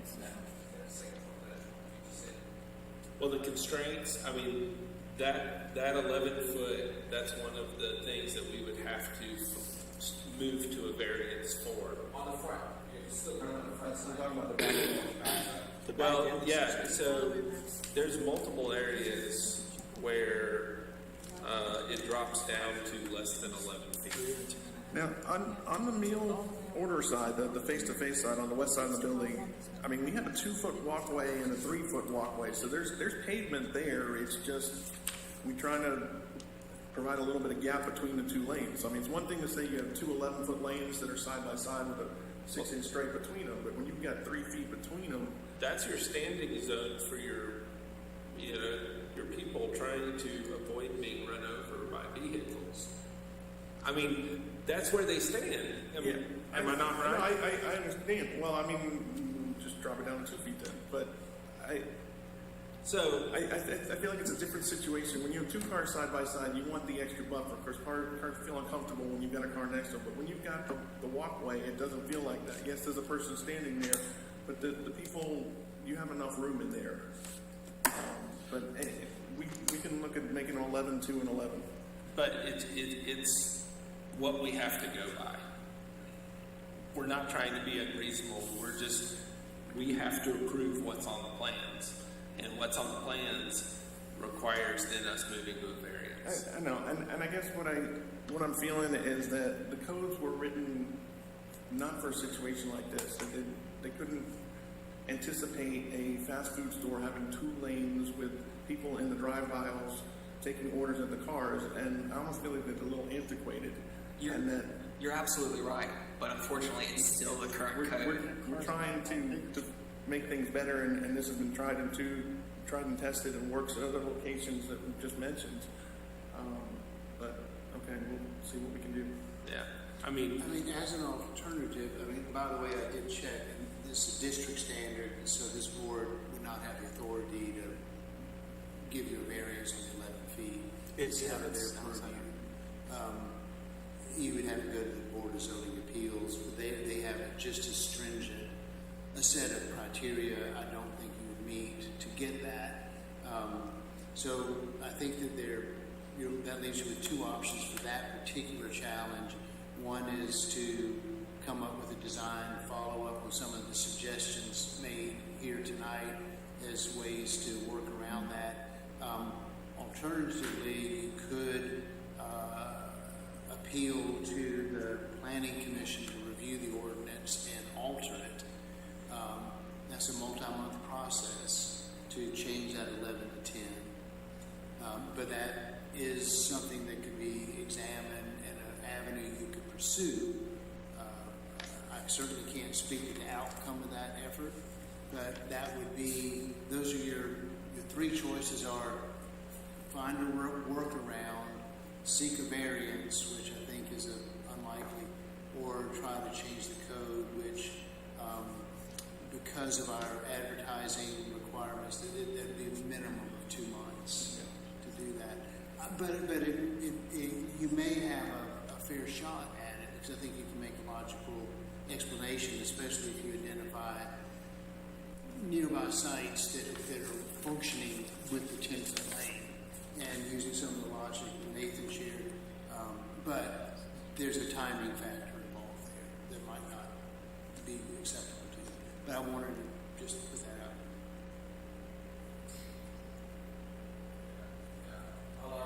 Large part of this, first of all, just thank you guys so much for even considering. I know it's crazy myself. You guys know the situation, like you said, but just needing the solution is out there, and I just appreciate the feedback, obviously. A large part of it was us responding to, we know that there's a need there to get that off, so that's kind of been our focus to see how to get the same factor. But if that is where we're gonna go, then, I mean, because technically we were looking at coming here about 2023, we were trying to accelerate this to address this, but if it's gonna be a longer process, then, we may just, we will go back and see what we can obviously try. Because I feel like, especially on the side, we have some room we can take. Along that front, we'll look at some bending out to one. But, if that, that's the case, that's fine. Go ahead and try to take one of those other two, tasks that you mentioned. Thank you. And we appreciate your effort to alleviate that issue.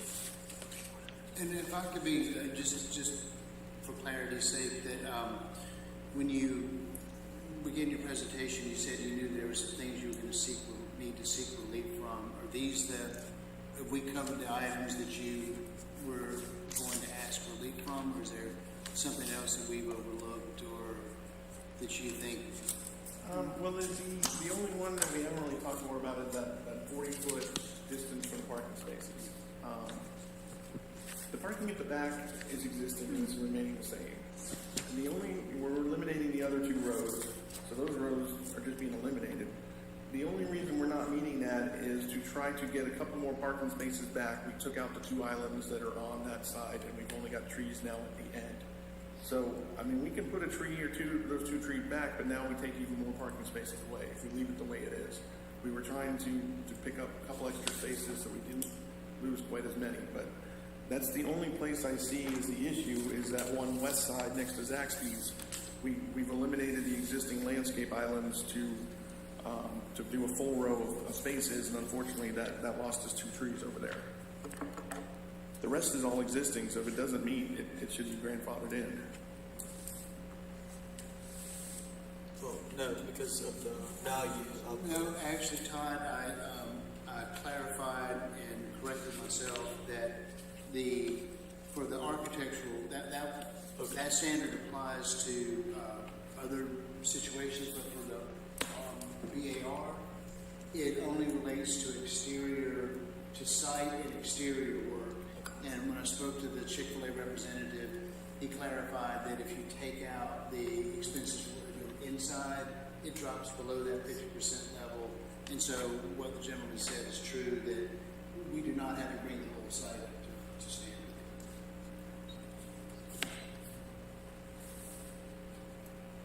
So, see, there's something that came from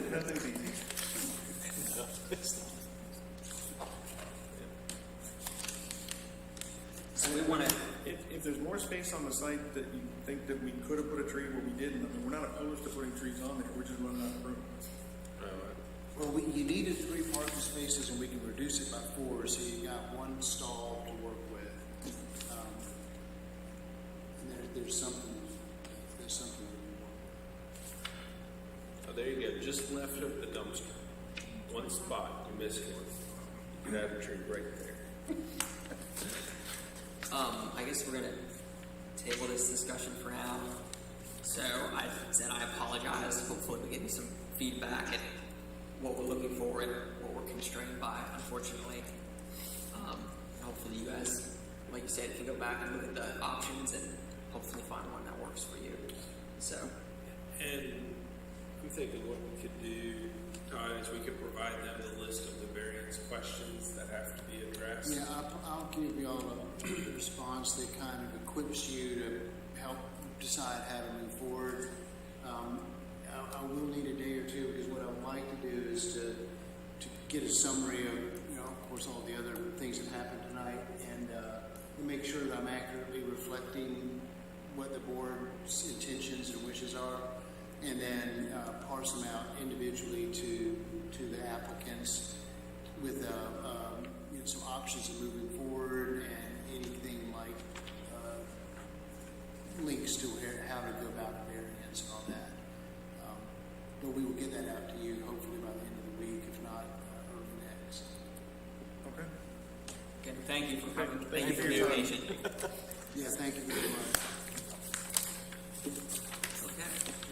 We're going to move on to staff reports.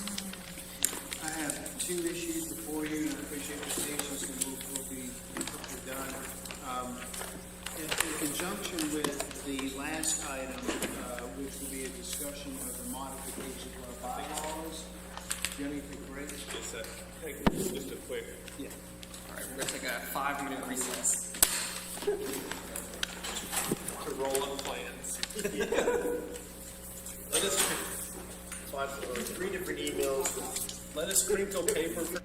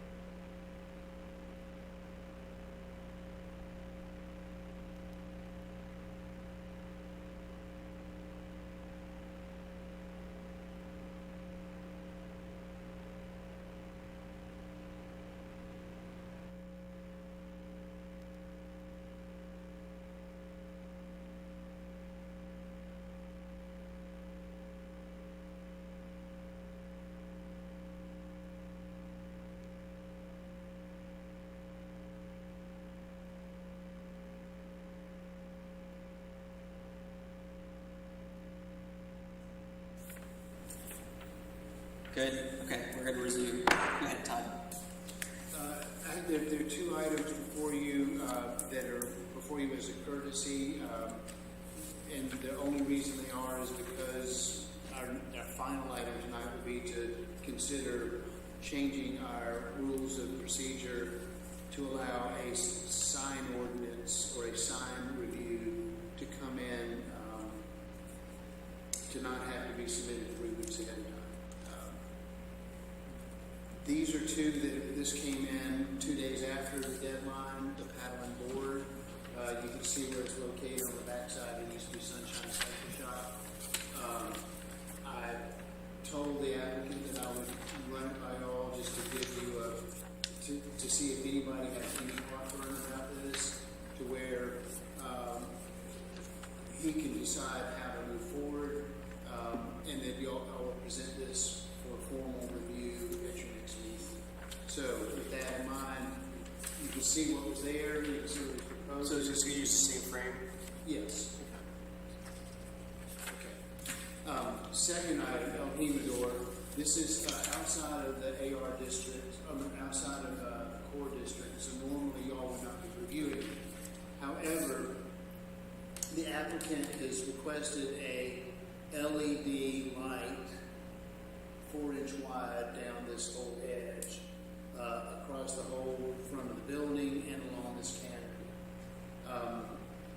Our sign ordinance requires any such lighting like that to only be approved if y'all approve.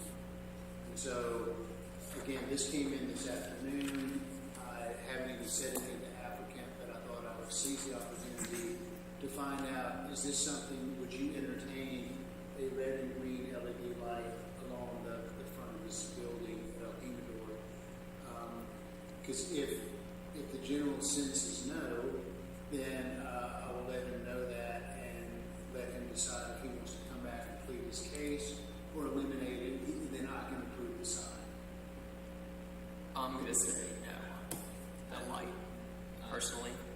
My instinct is no. There's facing out, not facing down. Okay. Then, thank you both for that very much.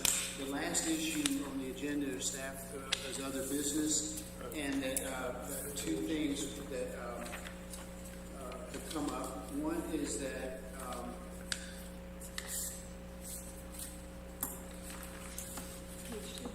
something, I don't have mine highlighted here.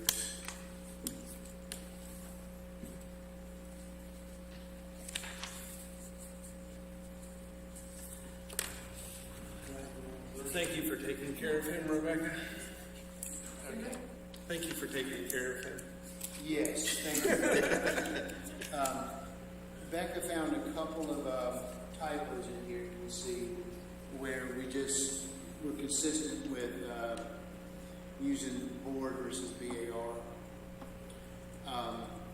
And that we were going to propose a change to deadlines and say that application for a sign review only may be accepted under 1 week prior to a meeting with approval from the chair. So if that's a proposed change. And the other proposed change relates to a change in procedure due to COVID that City Council passed, adopted an ordinance that governs their operations, which allows for absentee participation under specific circumstances. Furthermore, the city ordinance that all appointed commissions and boards are to generally follow the same guidelines, attendance, and procedures as council. So in order to bring us into alignment, we have this standard in here which allows a member of the board, VAR, to participate in a meeting remotely, provided that they have provided notification to the chair ahead of time and has been approved. It should be used under rare and unusual circumstances, like protracted medical leave over which you have no control, or some medical need, or your trapped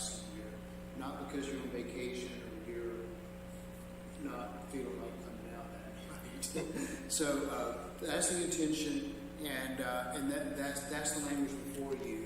Our bylaws require, we can't vote on this, y'all would have to discuss it and agree that this is something we want to vote on, and then we can bring it before you for a vote at the next meeting. But if does anybody have any concerns or reservations about what's being proposed? No. And it doesn't change the fact that in order for us to have a meeting, that 4 people have to be physically in the room.